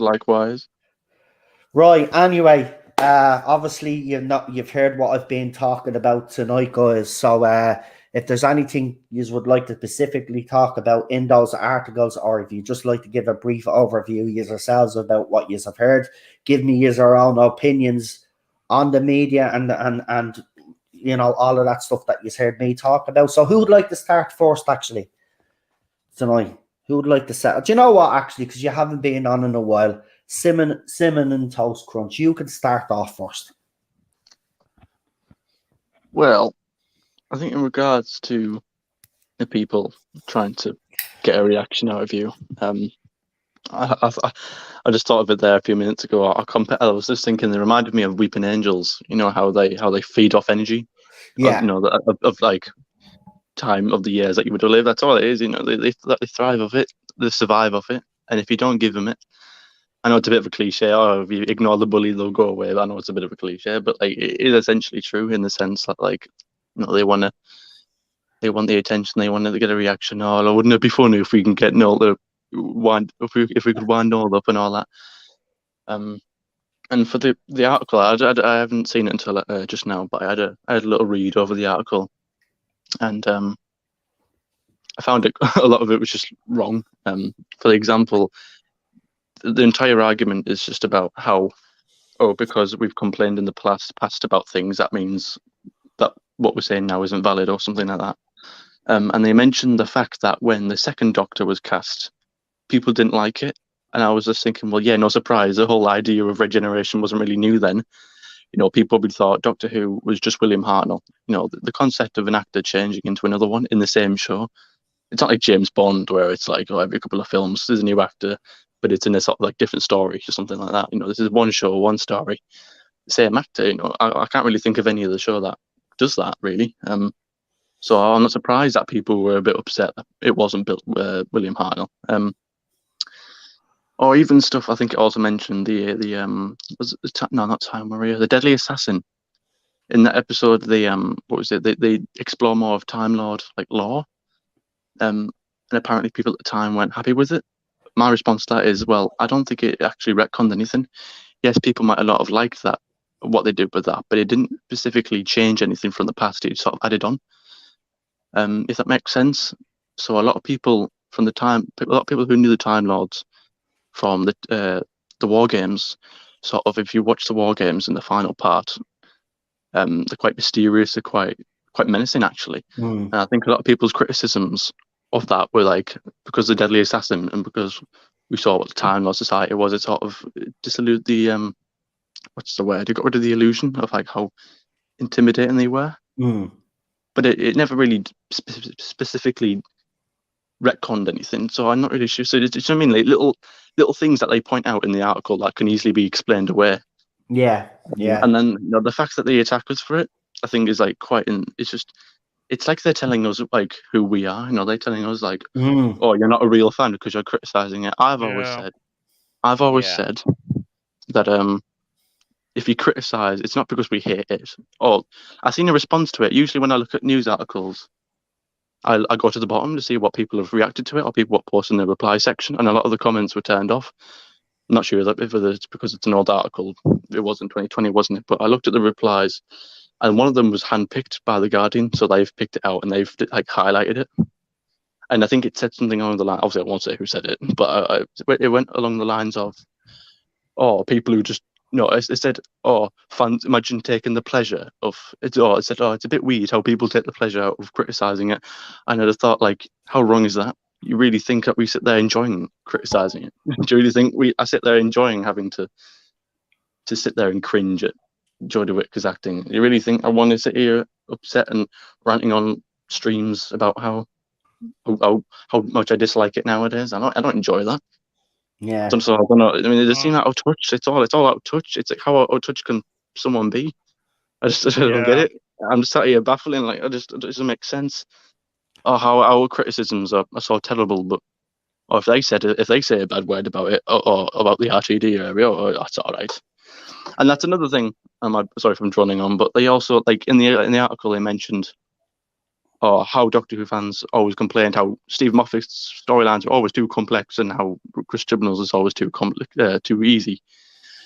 Yeah, again, another sort of not really a fair comparison. Stephen Moffat would make scripts like the wedding of River Song, for example. I still don't even know what all that was about. But like, there's a difference between having a complicated script that requires you to think. Because I like that.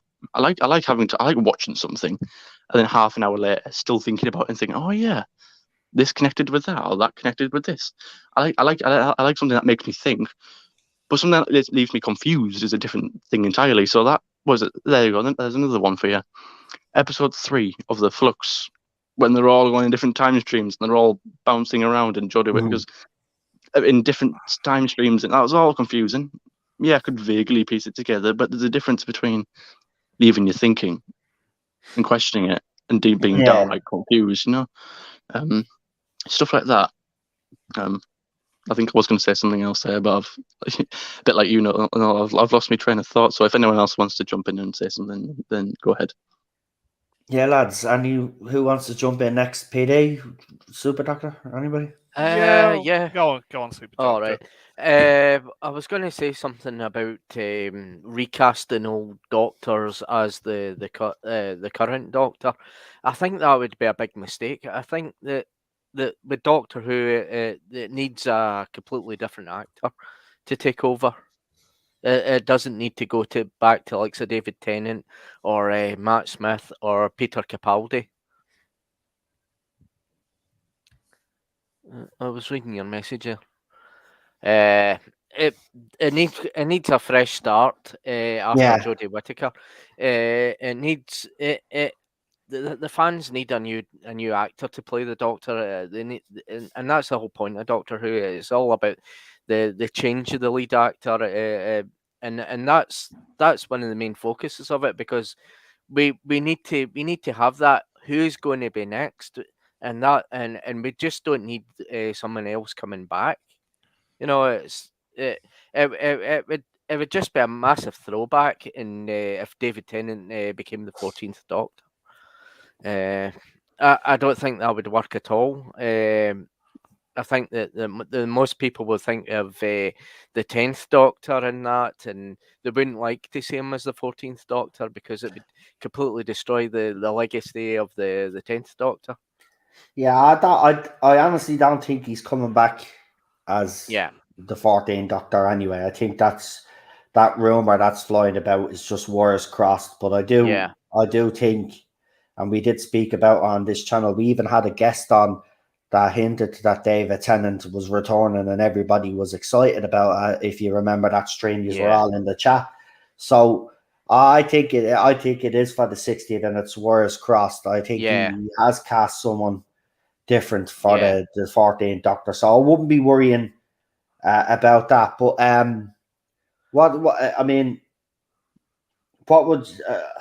what would you like to see for the 60th? I would like to see that. Well, all the money and the technology they can have these days, they can do a deep fake of past Doctors, and I believe that they could have like Patrick Troughton back and John Pertwee back, and maybe have Peter Davison back, and have Colin Baker back in it as well, and just even if it's just like a kind of wee short scene, like that, getting all the Doctors together and all that for just one last time, the 60th would be the opportunity for that. Yeah, they couldn't do that with the 50th, but with that trailer in the 50th, you know how we got the montage of all the other Doctors and all that, and I really thought that they were going to do something like that, because when you saw Tom Baker falling and all that, and you thought that was giving me the impression that they had the technology to actually kind of recreate the fourth Doctor in CGI. And I was quite looking forward to that, because it was given that illusion, and it was also the fact that you could see the young Sarah Jane in the trailer as well, and also Roger Delgado as well. And I thought that the 50th was going to be that massive thing, because I thought that they were going to spend a lot of money on this, and it was going to be something really epic, because they were gearing up to show it in the cinemas.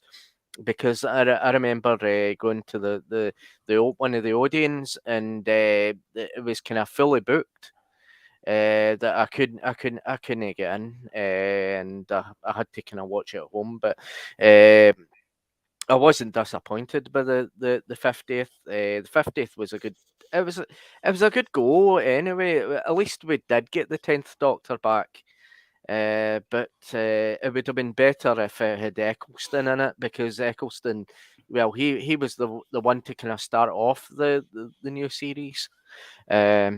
So, but you can understand that why he didn't want to come back, and for all his reasons. I mean, he has got reasons, and probably he doesn't really want to discuss that with even the Comic Cons and all that. He'll be kind of a wee bit, he'll kind of pull back from that.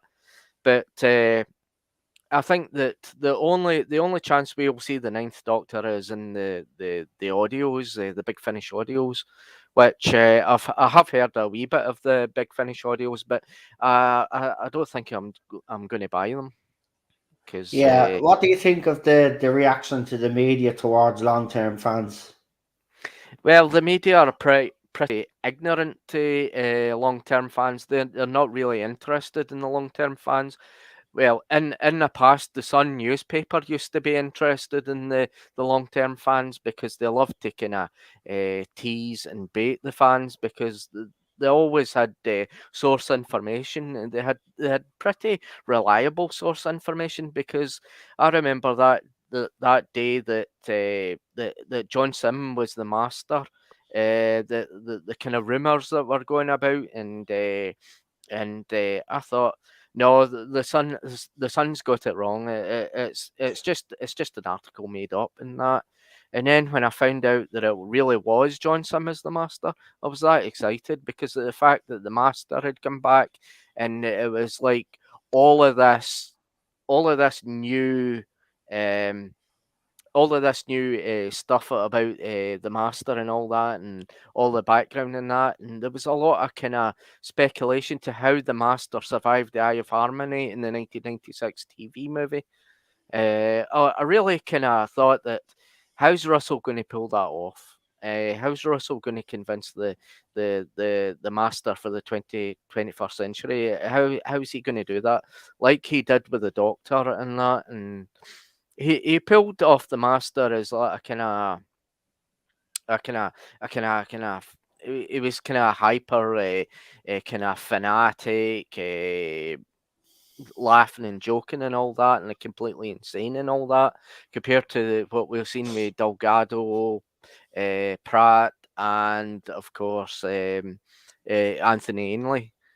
But compared to that, I think that RTD could probably bring back other classic villains and all that. He could probably bring back the Midland Monk or the Rani.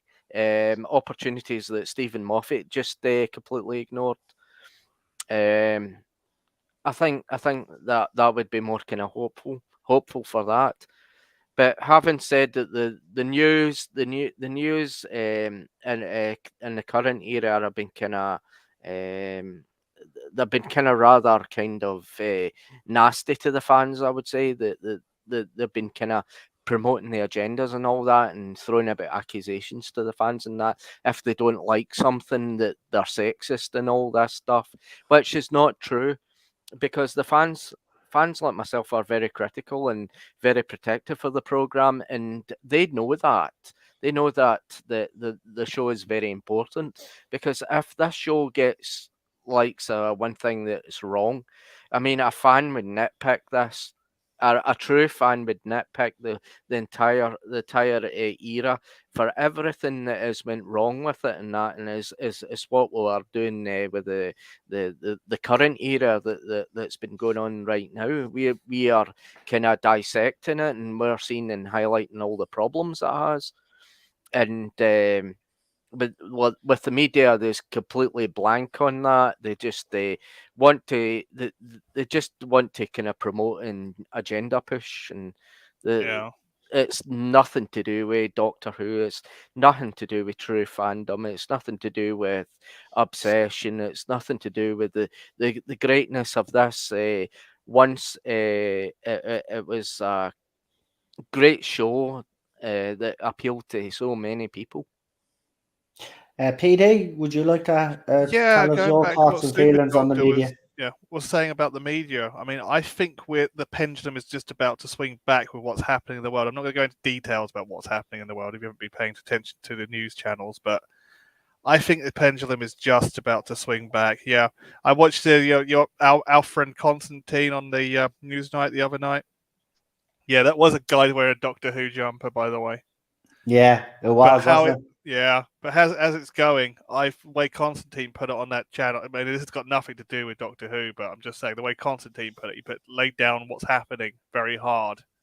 I think the pendulum is swinging back, and I don't think the Western world will be able to afford to be progressive anymore. We're going to have to harden up, tighten our belts. We're just, become a bit more stronger generally. So I think the media will suddenly stop being our friend again, and it'll just be horrible, if you know what I mean. Yeah.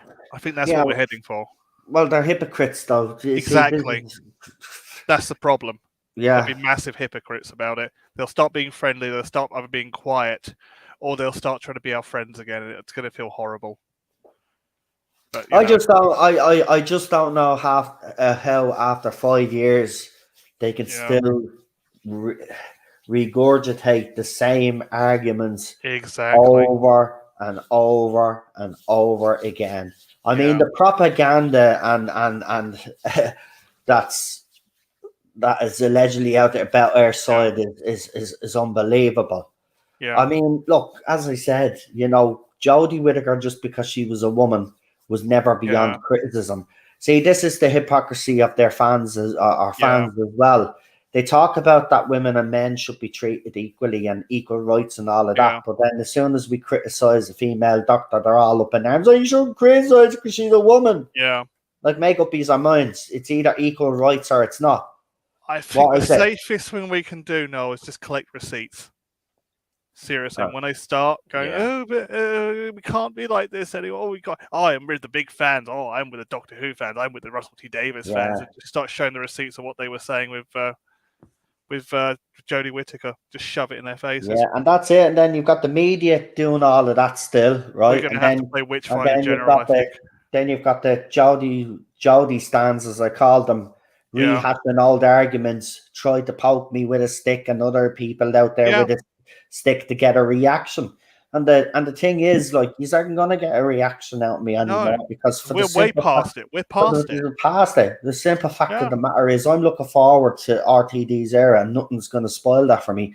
And he can criticize me all he want. I don't care. This era is done in 2 episodes. Yeah. I move on. If you can't move on from the fact that people had some criticisms about this era, well, then that's on you. That's not on me. Yeah. I will move on from this era and move on to the next era with some optimism and some hope. And that's all we want.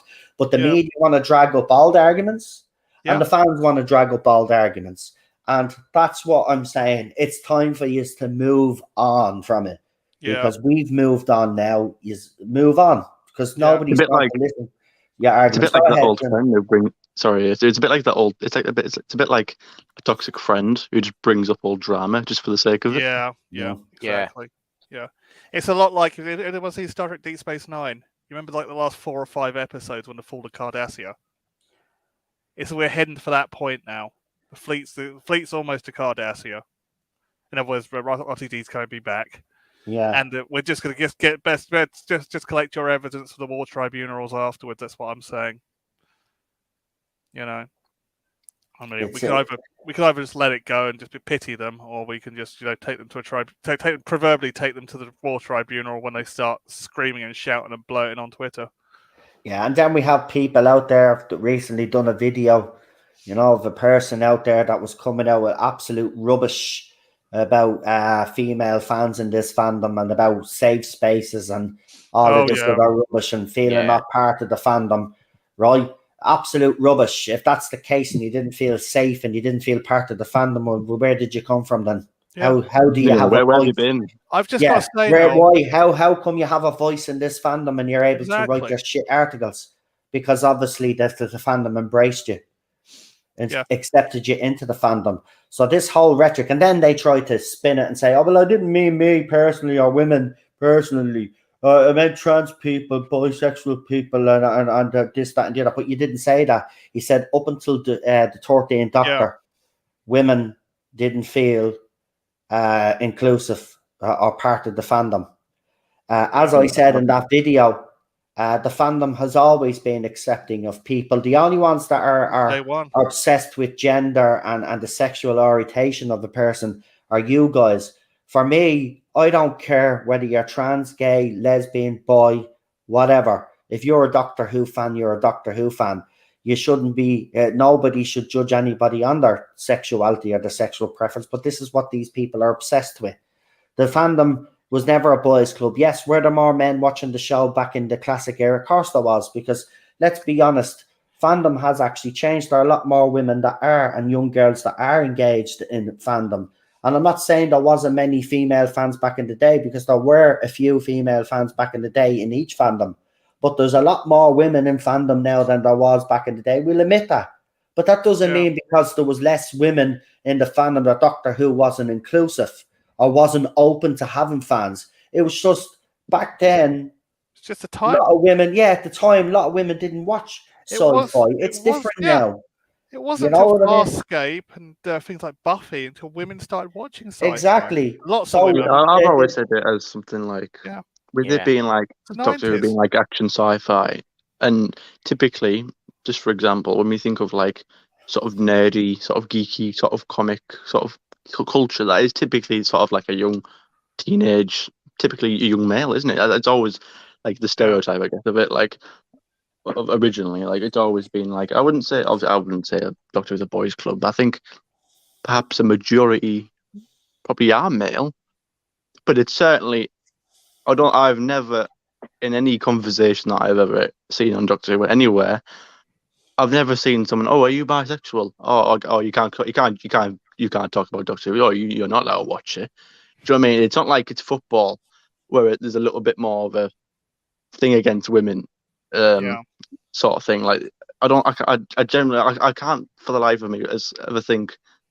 As someone genuinely sat there and said, "You're a woman, you can't like Doctor Who." Like, has anyone really ever said that? Like, I just can't. That's what I mean. That's why I don't believe it. Out. And this is why this person that was in the chat tonight sent me this thread, because apparently people have gotten a hold of that video and are misrepresenting what I actually. You've all seen the video anyway. Spinning the narrative. I wasn't attacking this person. I was just saying how stupid the narrative was. And how dumb the person was, because they kept contradicting themselves. And I'm sorry, I'm not going to back down on that. And that's how I feel. I'm sick of this rhetoric. It's disingenuous. It's false, right? Nobody has ever stopped women, trans people, gay people, lesbian people, boy people. Nobody's ever said, "Oh, sorry, this is a straight only fandom," right? And that's why I'm saying this rhetoric is dangerous. And it is dangerous, and it's caused division, right? Because it's untrue. This person probably came in the show, became a fan of the show in 2005. They come out with, listen, they even did an article how, like they said, with Jodie Whittaker's casting shouldn't blah, blah, blah, because women have always liked Doctor Who. But then she puts up a tweet a few years later, and then she contradicts that article. And I called it out, because that's the hypocrisy of these fans. She hasn't got a clue what she's talking about, because she became a fan. If women weren't allowed into the fandom, she wouldn't be a fan. She wouldn't have the platform that she has now. And that platform has given her the ability to write for media outlets out there and work on a certain magazine, right? So, like, she's very privileged to be in the position that she's in. Entitled, I'd say. Right? Yeah. Okay. And now she's gone around with this self-entitlement. They all do. Yeah. Right? Goes to their And head the like fact cheap of the matter champagne. is, I'm going to call people out like that because they're hypocrites. They're hypocrites. Yeah. They're disingenuous. They dehumanize people. They try to make out that the fandom was this bigoted place. It was a men's club, a boys' club. Not true. And I will call that out every time. And if people have a problem with that and want to talk shit about me on threads, you can go ahead. The fact of the matter is, it still doesn't change the fact that I'm right and you're wrong. And that's it. Yeah. I'm sorry if that hurt your feelings. You are wrong. I'm right. And we've been proven right over the last 5 years.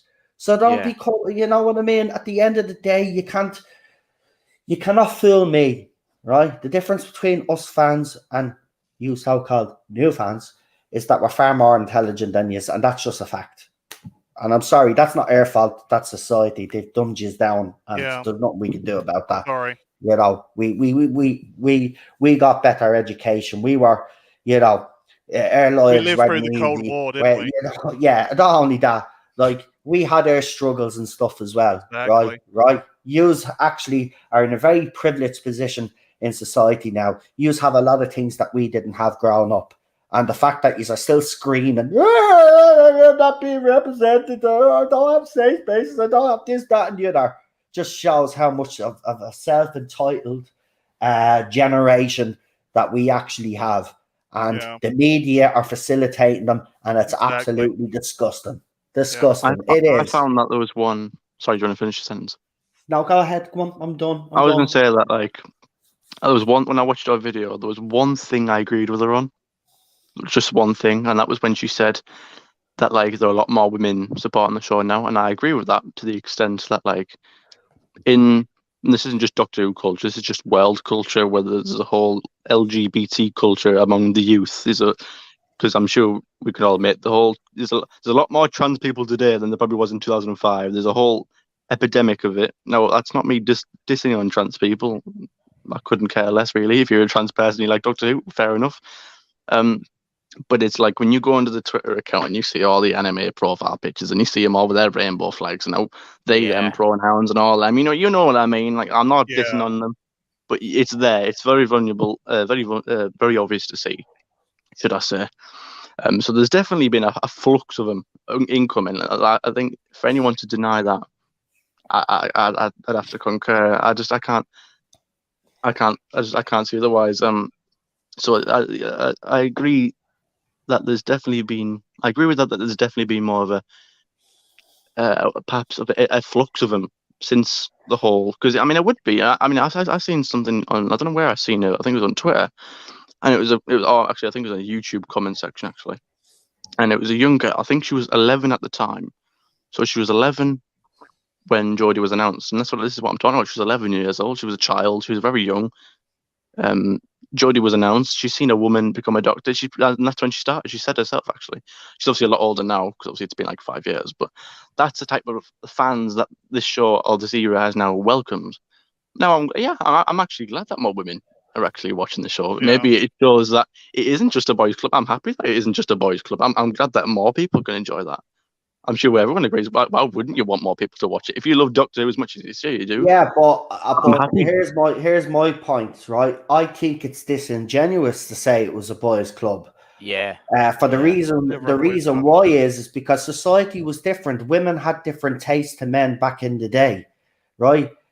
Since 2005, when RTD obviously brought Doctor Who back, you know, fandom was different. There was a lot more women that were becoming aware of Doctor Who and other shows, and they became fans of sci-fi. This is the thing. You can't blame society for back in the day because women didn't like sci-fi back in the day and punish fans today and say fans are bigots and sexist because there wasn't enough women in the fandom back in the day. And I do agree with you. I think it's a great thing that we have more women in the Doctor Who fandom. But the thing about it is this rhetoric, this disingenuous rhetoric that it was a boys' club. The fandom reflected the era. The fandom reflected society at the time. And as you know, as time goes by, society changes, right? Society changes. So it's not the fandom's fault. And this is why I've called it out, right? I am glad that there's more women watching Doctor Who. Jesus Christ, if there wasn't, I wouldn't have met my wife. I wouldn't have got married to Cheryl. She's a Doctor Who fan. Right? Exactly. I would never have met my wife, right? So, yes, I'm proud and glad that there are more women able to enjoy Doctor Who, but don't punish us because society was different to the way it is now, right? Exactly. Society is more acceptable, you know. Society is more tolerant, no matter what these idiots say, right? It's come a long way from when I grew up, right? From when Lee grew up and others grew up, even the older generation. Society has moved on quite a bit. We've gotten to a point now where a lot of things in society that weren't acceptable before are acceptable now. These kids are in a privileged position, right? When Lee was growing up, he didn't have any of this. He had to fight tooth and nail for everything that he got, all the rights that he has now. His generation had to fight for that, right? This generation hasn't had to fight for anything because it's already there. They're making up problems. That's what I have a problem with. They're making up all these different problems. There's different problems. Or there's not safe space. It's not this, that, and the other. Right? It's all disingenuous. Right? The show reflects, every show and movie or whatever it is, the fandom to that will reflect how society is at the time. Right? Obviously, back in the 60s, 70s, and 80s, the fandom was different to the way it is today, right? But it reflected each decade, the fandom would reflect the way society was at the time. Yeah. And that's it. That's why I called her out. That's why I called her out, because it's disingenuous to say that Doctor Who was never accepting of women, trans people, gay, lesbian, bisexual people, and all the other LGBTQ plus whatever community that's out there, right? That's the point, right? I also find the point hilarious as well, because when she's, I mean, it's like, I agree with you there exactly. You know, that to say that Doctor Who's always been a boys' club, I think it's false. So absolutely yes. I mean, hell, I'm not sure if anyone remembers, but I mean, I always seen a flux of women who were like beside themselves over how attractive David Tennant was. You know what I mean? They'd all like have a big, huge crush on David Tennant and Matt Smith, especially, and even some even like Peter Capaldi. But I remember back when, like, even, I mean, obviously I was a bit younger when David Tennant was a Doctor, but around Matt Smith I was obviously a bit more older. But the amount of female fans that I saw, I mean, I'm a huge crush on the actors. Like, you know what I mean? That was like, they were absolutely more than like welcome. The voices were absolutely heard, weren't they? Of course they were. That's what I mean. And then you see it reflected on YouTube and social media accounts, because a lot more women then were coming forward, and then they were setting up accounts and they were talking about Doctor Who. This is the thing. The fandom will reflect how society is today. Just like it did back in the past, it reflected the society that we were living in at the time. Just because there wasn't many women watching sci-fi back in the day doesn't mean that it was a boys' club and that men weren't accepting of women into the fandom. That was just how society was. Women didn't really watch sci-fi back then. It's more accessible now than ever, right? It appeals to the young, old, boy, girl, and every other group that I've mentioned, right? It appeals to everybody.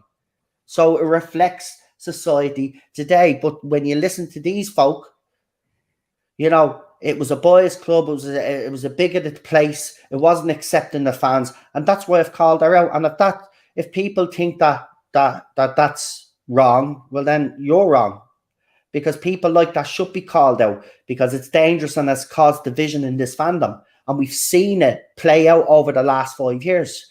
So I'm sorry if I've upset our fans, and I've upset her if I have upset her. I don't care, to be honest with you. If you're going to come out with stupid shit like that, I'm going to call you out, because it's disingenuous.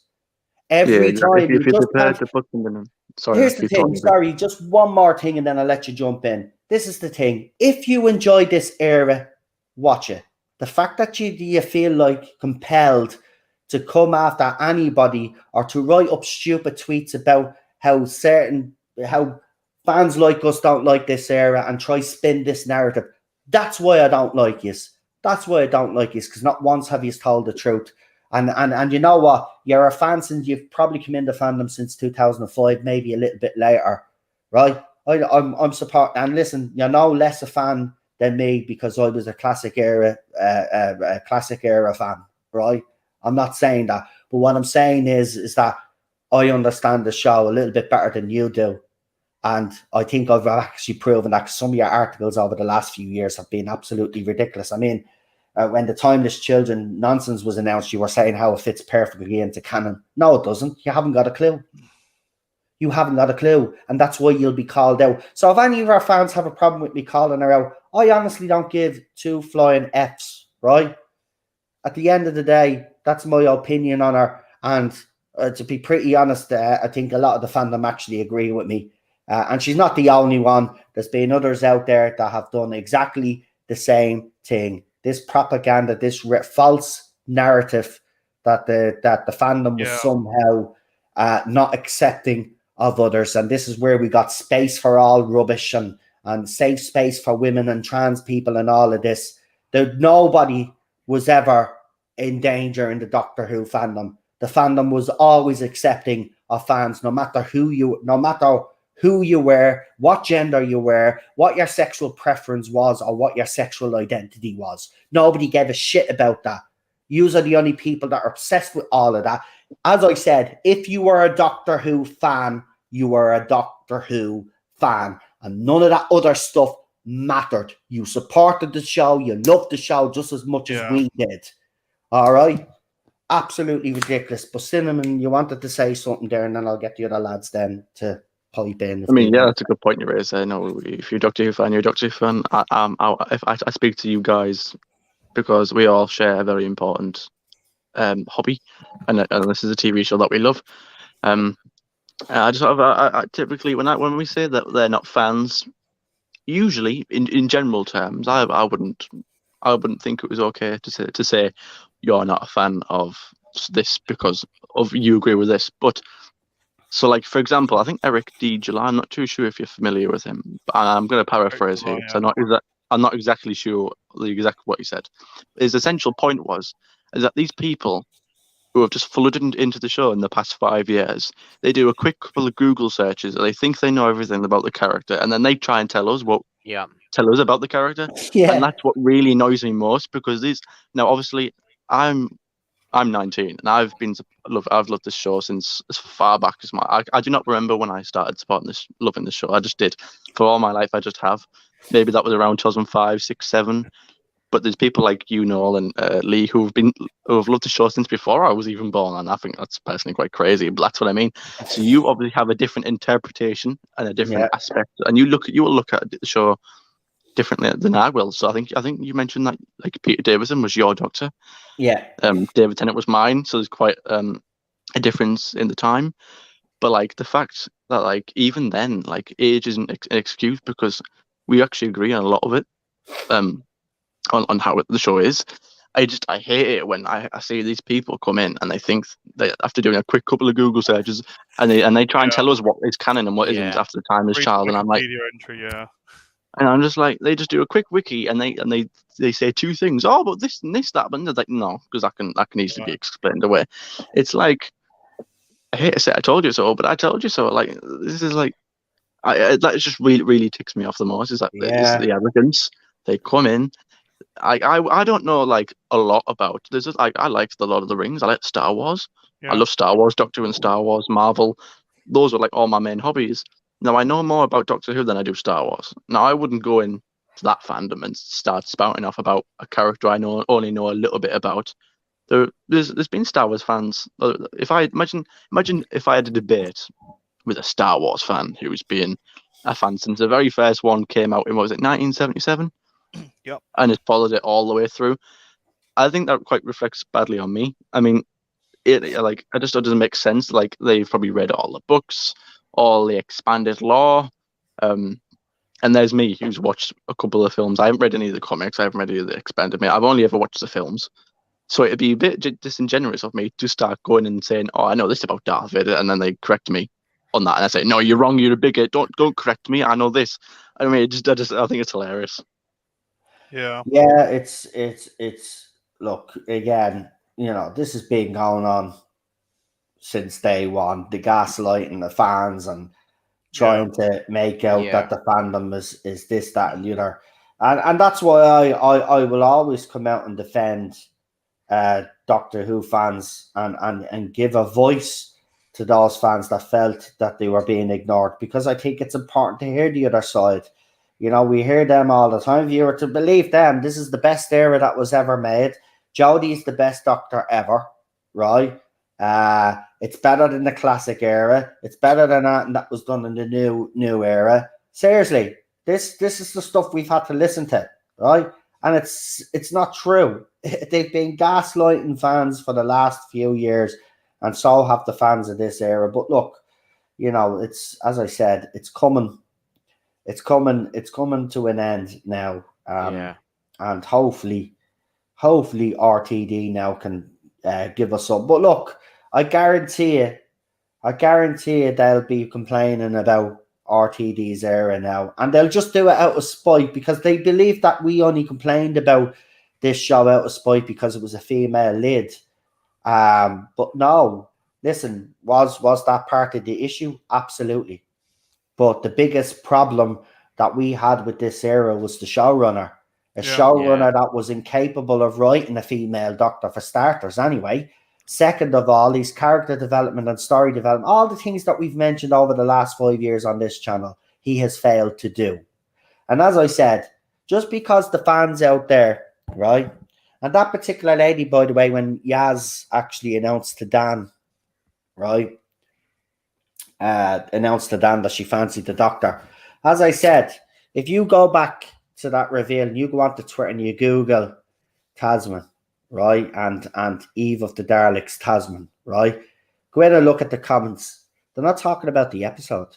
Not one person was talking about how good or bad the episode was. The only thing that they were all focused on, including that woman that I called out recently, oh, it's such a great monumental moment. The Doctor, the Yaz has finally come out. I now feel part of the fandom and all of this other rubbish because, I've got low self-esteem. I'm insecure about myself. So I have to go and make fans feel bad because I feel bad about myself. And that's exactly what they do, right? They, instead of sorting their own issues out and going and seeking the help that they need, we have to listen to them bitch and moan about how they don't have it easy and how their rights are being violated and how the fandoms are not a safe space and how they should have this and that and the other and without this, that and the other, they'll never be complete and all of this rubbish. Right? I'm sick of it. I've had to listen to it now since 2016 anyway. We all have. And I'm sick of the same old rhetoric. I'm sick of the same old rhetoric. Look at all the fandoms all around the world, different shows, different movie franchises. It's gone to shit. And they wonder why. And then Hollywood and all these other media outlets wonder why everything has gone to crap and why nobody's watching movies anymore and watching TV shows anymore. And ratings are gone down. Well, it's because the quality of the stuff that you're making is absolutely rubbish. And actually, they're creatively bankrupt. Like we said earlier, that's what's happened with Doctor Who. We thought with Chibnall come in would freshen the show up, but from day one, he was creatively bankrupt. He didn't know what he was doing. He tried something different, Series 11, it failed. He went back to the familiar during Series 12 and brought back villains that he said he swore he'd never bring back, but he brought them back anyway. He failed. He tried something completely different again for Doctor Who Flux, tried to do a full season story arc. It was the biggest pile of crap. It was a mess. People couldn't understand it. Even Chris Chibnall's most diehard fans were wondering what the hell was going on. And the most thing that people focused on was the fact that, Tasman is happening. Yeah, I see that all the time. Under the tweets, I check the tweets out regularly, and that's all they talk about. Tasman thought. They never actually sit there and talk about the actual episode themselves. I don't think I've ever The only time they've ever talked about it is if something's happened, like the whole Dan literally encouraging it. I didn't like that scene. To be fair, it was like Dan was encouraging her to be lesbian. Yeah. I didn't. That was quite a weird scene. That it was like, oh, Yeah, just do it. It was Because a wee it bit didn't kind of even look pervy. like. Sorry. It was a wee bit kind of pervy. Yeah, I like thought. it. Because when I looked at that scene, Yaz wasn't. It didn't look like Yaz was too sure herself. And then he's Yeah. just sort of stood there, like, encourage, have those feelings, mate, do it, do it. And then for him to go behind her back and just tell the doctor, like, oh, she likes you, like, I just felt a bit out of character. And I liked that as well. I quite liked him. But look, at the end of the day, ratings are what it boils down to in the end. And I will say this, it's actually quite true what you said about fans when they do Google searches. I believe it's the same with the episodes as well during this era. A lot of the people that have attacked fans with the Jodie Whittaker picture on their profile, I don't actually think that they watch Doctor Who. No. I've noticed. No. You'll notice with some tweets when they're putting up tweets, right? They'll repeat what other people have said, right? But also, you'll always notice that they never go into detail about what they're talking about with the episode. It's kind of like bullet points of what everybody else is saying. So if someone says, this Tasman thing's great, they're all going to follow the same line, but they never go into details about the episodes themselves. And even if the Daleks prove that they're not actually watching, right? Because even though there's 2 million live views, right? I don't believe that 2 million people actually tuned in to watch, because, as I said, a certain amount of time passes and then it counts as a view, right? So we don't know actually how many sat in front of that TV, and I don't think it was 2 million. These so-called fans are not even watching the stuff themselves, right? I'm not saying all of them don't watch. Obviously, some of them are watching, right? But the majority of them are not. They're just on Twitter to say, oh, you're a bigot because you don't like a female doctor. Oh, you're racist because you don't like this character that's poorly developed. You know what I mean? This is what I mean. Yeah. The standards have lowered, and I'm not lowering my standards. I want proper character development. I want me characters to have good storylines as well and good plot points. We want to see those subplots. We want to see those twists. That's what we expect. Right, and it's not, as I said, self-entitlement. There's a standard and a level that Doctor Who should be at, and Chris Chibnall has never been anywhere near that. Not one episode of his era has.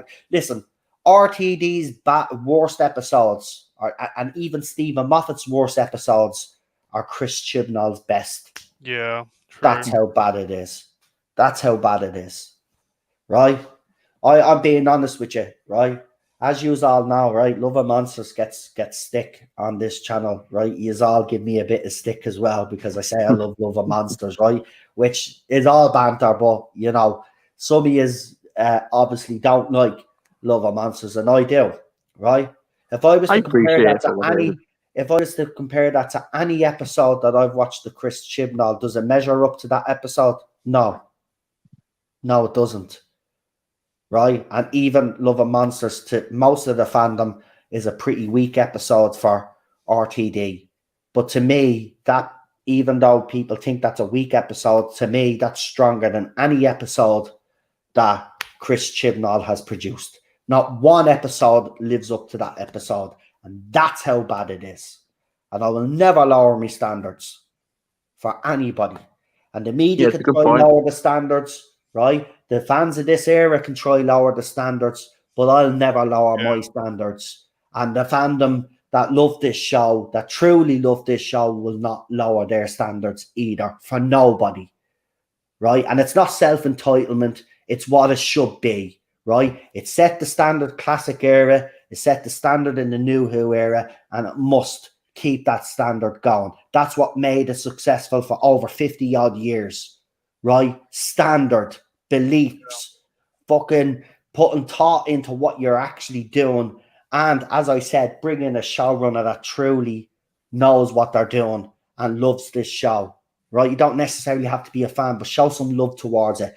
When a showrunner comes in, their job is to protect that show, and they're custodials for the few years that they're there, and then their job is to hand it over in either a better position than it was in when they took over, or in the same position when they took over, hand it over to someone else so the legacy can continue. And Chris Chibnall nearly destroyed that. So, PD, anything else you'd like to add there, mate? Yeah, then Matt Stevens had the audacity to turn around and say, well, we didn't destroy it. I said, well, why is Russell T Davies coming back then? Ooh, I didn't break it. I didn't break it, yeah. And he's like, yeah, well, why is Russell T Davies coming back then? And why is Piers Wagner just because I left the BBC? Yeah. The abandoned ship. Exactly. They're all leaving now. Yeah, actually, we Rats didn't talk about that. Actually, we didn't talk about that. We've got a few more minutes. We've got 15 minutes, so I'll get you lads on the panel briefly to give me your opinion on it. So obviously, you know, we've been seeing a lot of stuff out there, and obviously we've heard Stevens is singing like a canary. Yeah. Yep. So he made me do we've heard the news now that Piers Wenger is now jumping ship. Which is good news. But again, as I said, it didn't matter whether he was there or not, because a lot of fans are still getting confused out there. They still think that BBC is in control of Doctor Who. As I said, BBC's control over Doctor Who, right? Especially New Who era from 2005 to when these last two episodes, that's BBC Studios Doctor Who. When it comes back for the 60th anniversary and Series 14, that's Bad Wolf Productions or Bad Wolf Studios Doctor Who. This is truly a new era. The best way I can explain it, Noel, is remember the movie in 1996? It was under Amblin Entertainment and 20th Century Fox. Yeah. That's how it's going to be. But it's going to be under Bad Wolf Studios instead of Amblin. Exactly. That's what it's going to be. But for any fans that were still thinking that BBC were in control of Doctor Who, obviously you would have been delighted to hear the news that Piers Wenger has decided to jump ship.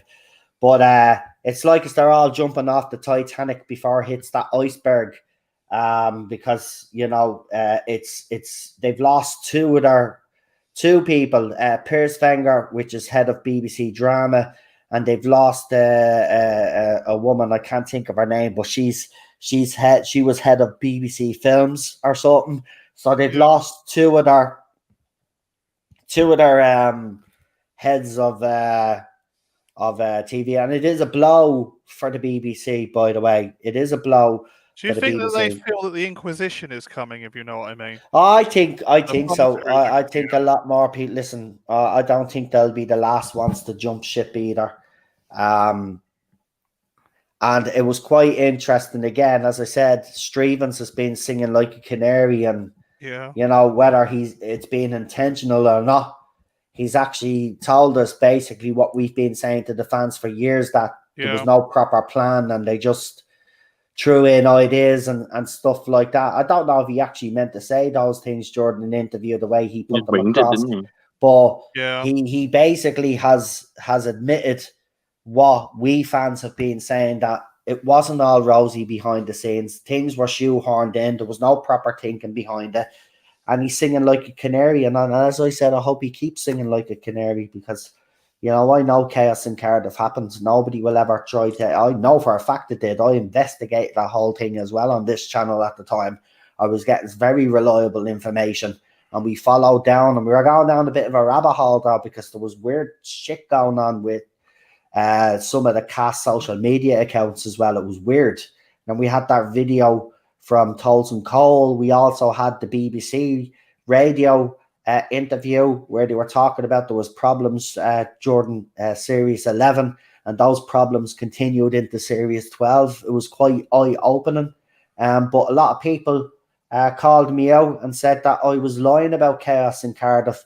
But if you're listening to Stevens, well, stuff did happen behind the scenes. So, like, you know, again, as I said, I didn't think this would come out this soon. But again, trust me, right? As I said, never lie to the fandom. Chaos in Cardiff did happen, and Chris Chibnall did storm off set several times, and so did Jodie Whittaker. And if you don't want to believe that, that's fine. But it's all coming out now, and Stevens, keep singing me. That's all I will say. But lads, what do you think of the Piers Wenger? We'll finish with this. I want to ask you about Piers Wenger going, and what impact you think that will have on the BBC? I'll start with you first, PD Rich. So he's gone. He's going in April. Yeah. So what were your initial thoughts when you heard the news? Actually, Bing bong, the psycho's gone. That was initial thoughts. No, seriously. I mean, what's happening? Well, I'm not going to try to go back into too much detail about what's happening in the rest of the world, but what's happening at the moment is they can't afford to be this, kind of keep this progressiveness going, because, as I said, the BBC's sinking. So I think he just bailed ship. And I think, and after just hearing what I put in the private chat a minute ago, I think they can't afford it because they're going to get labelled as something they're not. Yeah. It's So I said, I comes see. the Inquisition. That's I feel like the big word I can use now is comes the Inquisition. I think. Look, I think when Tim Davie came in, we knew, because it said that there was going to be an internal review, and maybe now some of these people are, because the review will obviously come out whenever it comes out, but it hasn't come out yet, as far as I know. Yeah. But that's the thing. It is quite interesting that he has bailed. Because he was with Channel 4 first, and then he bailed on them and then went to BBC. And I remember when he was brought in originally, there was a lot of fanfare. A lot of people were delighted that he was coming in, because he did actually change Channel 4 drama and made it successful. So we were all thinking he'd do the same with BBC. And in credit to him, there are shows out there that did do well. It's not all bad with Wenger. He just made the wrong choices when it came to Doctor Who. And as a Doctor Who fan, we won't forgive that. But it is interesting that he's bailing, I have to say. But Cinnamon Toast, what do you think of him bailing and jumping ship? We're in the swamp. That's all I say. Get the lot out. But like I say, it's a victory. It's a victory. But like you say, it's ultimately a meaningless one, because we've already won. It's a new production team. They wouldn't have much. Did they just? Not too sure about that. Do Bad Wolf Studios have complete control, or do the BBC still have a little say? No, he has complete control. BBC Studios' only purpose is to distribute Doctor Who. He has total control. So they're like an Amazon. Yeah, so with Sony money backing him, obviously. Oh, well, even better. But yeah, he wouldn't look at. I'm gonna make this clear. I've made it clear several times, but RTD would not be back if he didn't have complete control. Right? There'd be no point of him coming back if he had to follow a BBC mandate. He's coming back because he knows he's going to have free reign to do what he wants to do with the show. That's why he went after it when he went after it and said he wanted to come back. Remember, he didn't have to come back to Doctor Who, right? He doesn't need Doctor Who, but we sure do need him, and that's what it is. I have news for you. I'm heading to Cardiff, says Marty. Oh wow. Did you get? Don't tell me you got. Don't tell me you got a job, man, because I know you wrote in. Did you get a job? He did mention something about. Oh man, let me know if you got a job, man. Brilliant. I'm delighted for you. I'll be absolutely over the moon for you. Because I know how much the RTD era means to you. But real Super Doctor, what do you think of him jumping ship before we finish up? I think what he's tried to do is kind of save his career by getting out. It's because Doctor Who is a huge failure, and they're completely denying that it is. And the only way he can escape that is to get out. It's just he can move on to something else. He can go into some other kind of program or something like that, or broadcasting station or something like that. But with what he's done with Doctor Who, I mean, it's just that it's just like we can see that they're all in denial of a failure. But it's just the only way to save his career. But I only hope that Sega Nakanola is going as well. Oh, Yeah, I was wondering about Because, that as well, actually. Yeah. Look, yeah. look. He's bringing in some familiar writers as well. Yeah. RTD is. He'll bring in some new writers. I look. I think that everybody is gone. I think that's what the article said. Yeah. They said everybody was gone. So that would also mean that he's gone. Now, listen, his music was something different in the first episode, actually, because it was different. It was actually nice and fresh, and I did enjoy it the first time. The problem is the music kind of repeated itself or was kind of similar vein, and it became repetitive. Now, listen, Murray Gold's not perfect either. Sometimes his music would actually overpower a scene, but in some scenes it was absolutely amazing. But he was more consistent. Look at RTD mightn't even bring back Murray Gold. He could go with someone else that's worked on some of his other shows. So we'll wait and see. Look, he has brought back a couple of the familiar faces. Phil Collinson is back. And I'm pretty sure there'll be more names, familiar names, and I think a few more have been mentioned. So there'll be a lot more. So but again, as I've said, just a word of caution. Do your nostalgia for the 60th? Fair enough. Series 14, I want to see something completely new, something exciting, something different. Doctor Who now must move on, grow, and expand the best they can. And Marty says, nah, just a holiday, but I'll be heading to Bad Wolf. Yeah, take a few photographs, man. Take a few photographs, man. It'd be deadly. Yeah, but enjoy yourself. I hope you do bump into one. You never know. You might bump into LDT when you're there.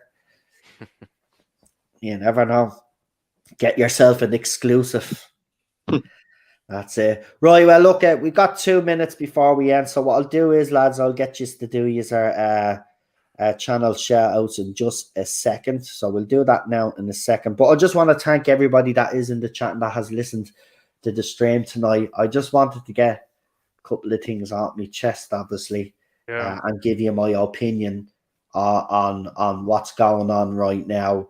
But look, I predicted all of this when RTD was announced. I said that that side of the fandom would carry on exactly like it, and it's panning out exactly the way I said it would. Let's just hope that RTD's writing is so good, what he gives us is so brilliant that the ratings smash what we've had, because that'll put all of the arguments to bed finally. I think they already have, but they're still not going to give up. But if could you imagine if RTD's first episode got 11, 12 million views, and then in the overnights and the consolidated they got around 20 million, 18 million? Like, they can't spin anymore. The arguments are dead in the water, but there's still some holding on to that. But look, you can't spin this anymore. It's been an absolute joke. But I wanted to give me opinions, finally get all of that out.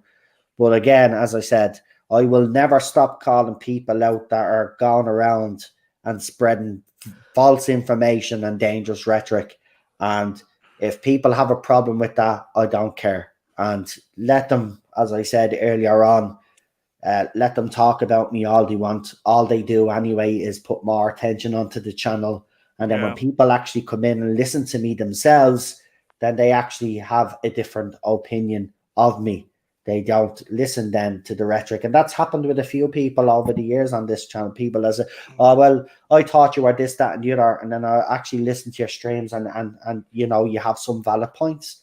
And that's all I've ever wanted, is for people to understand that I do have my own opinions. Whether you think they're valid or not, I'm entitled to them, and I shouldn't be punished for having those opinions.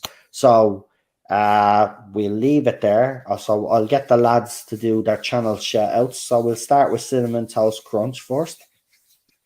Well, if you can find me on Twitter at Real B Beckett, or just simply type in Brandon Beckett, you'll probably see a lot of tweets about Watford. Yeah, they say Watford that got a 0-0 draw against Man United, by the way. Just throwing that out there.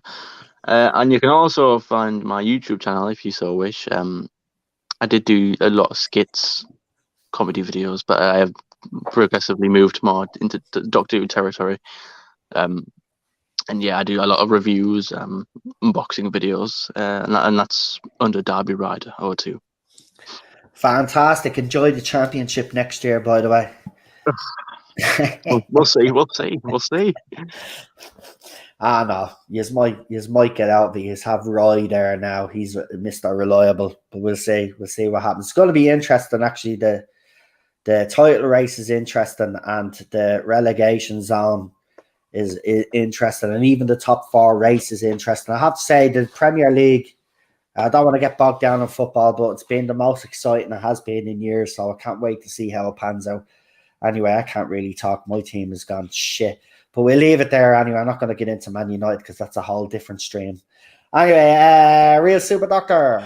I've got a channel under Real Super Doctor on Twitter, Real Super Fugitive Doctor, and I've got a account on YouTube under John Caligari. Fantastic. And finally, PD has already thrown the channels up, but finally, PD Rich.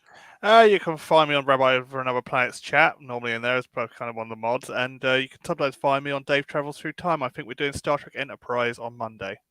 Fantastic. And we've got Classic Who tomorrow, but I can't think for the life of me what Chase story. Chase, what? probably. The Is Chase. it the Chase? Yep. Yeah. Okay, well then there you go. How many parts is the Chase again? I think it's a Six, six-parter. It's a 6-parter. Yeah. Okay, well, we'll be doing, obviously we have to do half, so we'll have to do 3 parts tomorrow. So the first 3 parts of the Chase will be tomorrow, and then on Sunday then we have New Who, and that is, if I'm correct in saying, what is the next episode? Let me look at the back of the box. Nightmare in Silver. Oh, you don't like that one. That's the God, it's the one you don't like. Cyberman Go to the centre of Tardis with me. It's Nightmare in Silver with you. Right, Nightmare in Silver on Sunday. I'm sorry that the New Who episode's is not a particularly great one. But we do them all anyway. And again, this is the funny thing, right? I'm told, they're only all negative about the Jodie Whittaker era and Chris Chibnall. Well, you haven't watched my channel because I've been critical of a couple of episodes that RTD has done, and definitely critical of Stephen Moffat. So, as I said, just because Jodie was a woman made no difference to me. Yes, I didn't like a female doctor, and I wasn't willing to accept it. But at the end of the day, it happened. Gave it a chance. I did give it a chance in the end, even though I was moaning about it. I did give it a chance. I've watched it from the very beginning, and I'll watch it to the end. Nobody can ever criticize me because I watched this era. I probably even watched it more than the so-called fans that claim to support it. I was thinking when you mentioned about the viewing figures, about how they count as a view if they switch off at 20 viewers. We probably watched it more than they have. Yeah, exactly. I've watched every single episode. Haven't missed one. Even though I did say I would never do it again after Series 11, I decided, feck it, I've already started, I might as well finish it. So I watched Series 12 and I watched Doctor Who Flux. I've watched the specials. So they call me a fake fan, but I've still watched, or they call me, he's not a fan of Doctor Who, Well, I've watched it all. I mean, what more do you want from me? Anyway, you can catch me here on the Tardis Zone. And listen, we'll be doing a lot more of this stuff next week. Now, I will be taking Monday off because me and Cheryl have a few bits and pieces to do in the apartment. We're actually doing a little bit of decorating and stuff like that. We want to get it done in time for the summer. It's still pretty cold here and stuff, but we want to get the place looking spick and span and stuff, and a bit of paint and all of that. So we'll be doing that on Monday, but I will be back on Tuesday. And Tuesday, we will be doing Contact because there's lots of stuff to talk about. The Batman is out. And without getting into too much detail. Let's just say typical. So you got the critics praising the movie, and some critics have actually criticized it as well. And most of the people on Twitter are complaining about it. Apparently, the complaints range in why are all the villains white, and Catwoman apparently teaches Bruce Wayne or Batman a few lessons in life or something, and that's kind of gotten a few fans underwear in a twist or something. Now, I haven't seen the movie myself, so I can't actually judge. But what I would say is what I say about everything. You know, before you listen to reviewers on YouTube and the media, because I think what's happening now is that the YouTubers as well, you know, they're starting to lose credibility. You know, it's funny when they criticize stuff, they're not actually criticizing the story or anything. They're criticizing petty things, in my opinion. But what I would say is this: don't listen to the media, don't listen to YouTubers until you've actually watched these programs yourself or these movies yourself. Make up your own mind, right? And then if you agree with these people, go and watch their streams and chat about it or whatever. But don't let anybody out there influence you, right? That's not what our job is supposed to be. But this is what seems to be happening on YouTube now, is that a lot of people are waiting for these big YouTubers to come out and do a review of a certain movie or TV show, and they're taking their word for it. Remember, that's their personal opinion. Well, I say that, but then when I see the complaints, then it's like it seems to be an echo chamber. They're all singing from the same hymn sheet. And that's why I think it's important, even in the Doctor Who fandom, right? Even though I have my very strong opinions and all of that, what have I always said? Go and watch this for yourself, because everybody has different tastes. I might have opinions that other people mightn't necessarily have. Well, we've seen that anyway, but that's what it's all about, right? But there's a lot of people depending on these YouTubers and the media to tell them how they should feel about a movie. Go and watch the bloody thing yourself. And then if you agree with these people, all well and good. If you don't, then give your opinion. That's what it's about. So I'll watch the Batman. I'm not going to listen to the ridiculous rhetoric that's coming out of certain people's fucking mouths. I'm going to watch the thing for myself. And if I agree with them, I'll come out and I'll say I agree with them. But right now, I don't know jack shit because I haven't seen it. And I'm not going to let these people influence me at all. And it'll be the same with Doctor Who as well when RTD comes back. You know, if I don't think it's good, I'll come out and say it's not good. But then, as I said, if I don't think it's good, I'm not going to keep complaining about Doctor Who. I'll move on to something else. I won't talk about Doctor Who anymore. But if it's good, I'll come out and I'll do what I've always done. If Arten's good, I'll come out and praise it. Right? But at the end of the day, I'll still say to you all, make up your own mind. Okay? Yeah. So I'll leave it there anyway, because, you know, before I say too much. But look, just watch all these things for yourselves. That's all I'm just trying to say.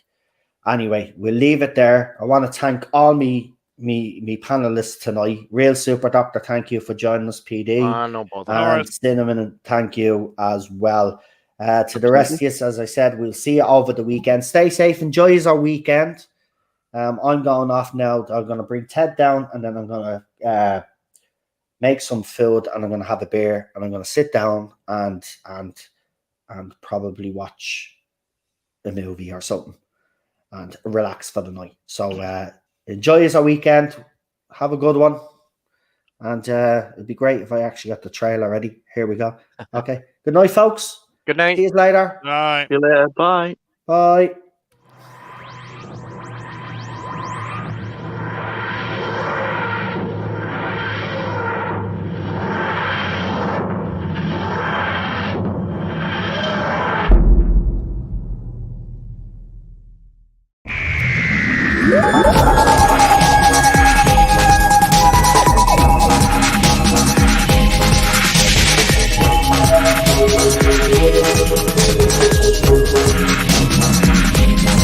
Thank you.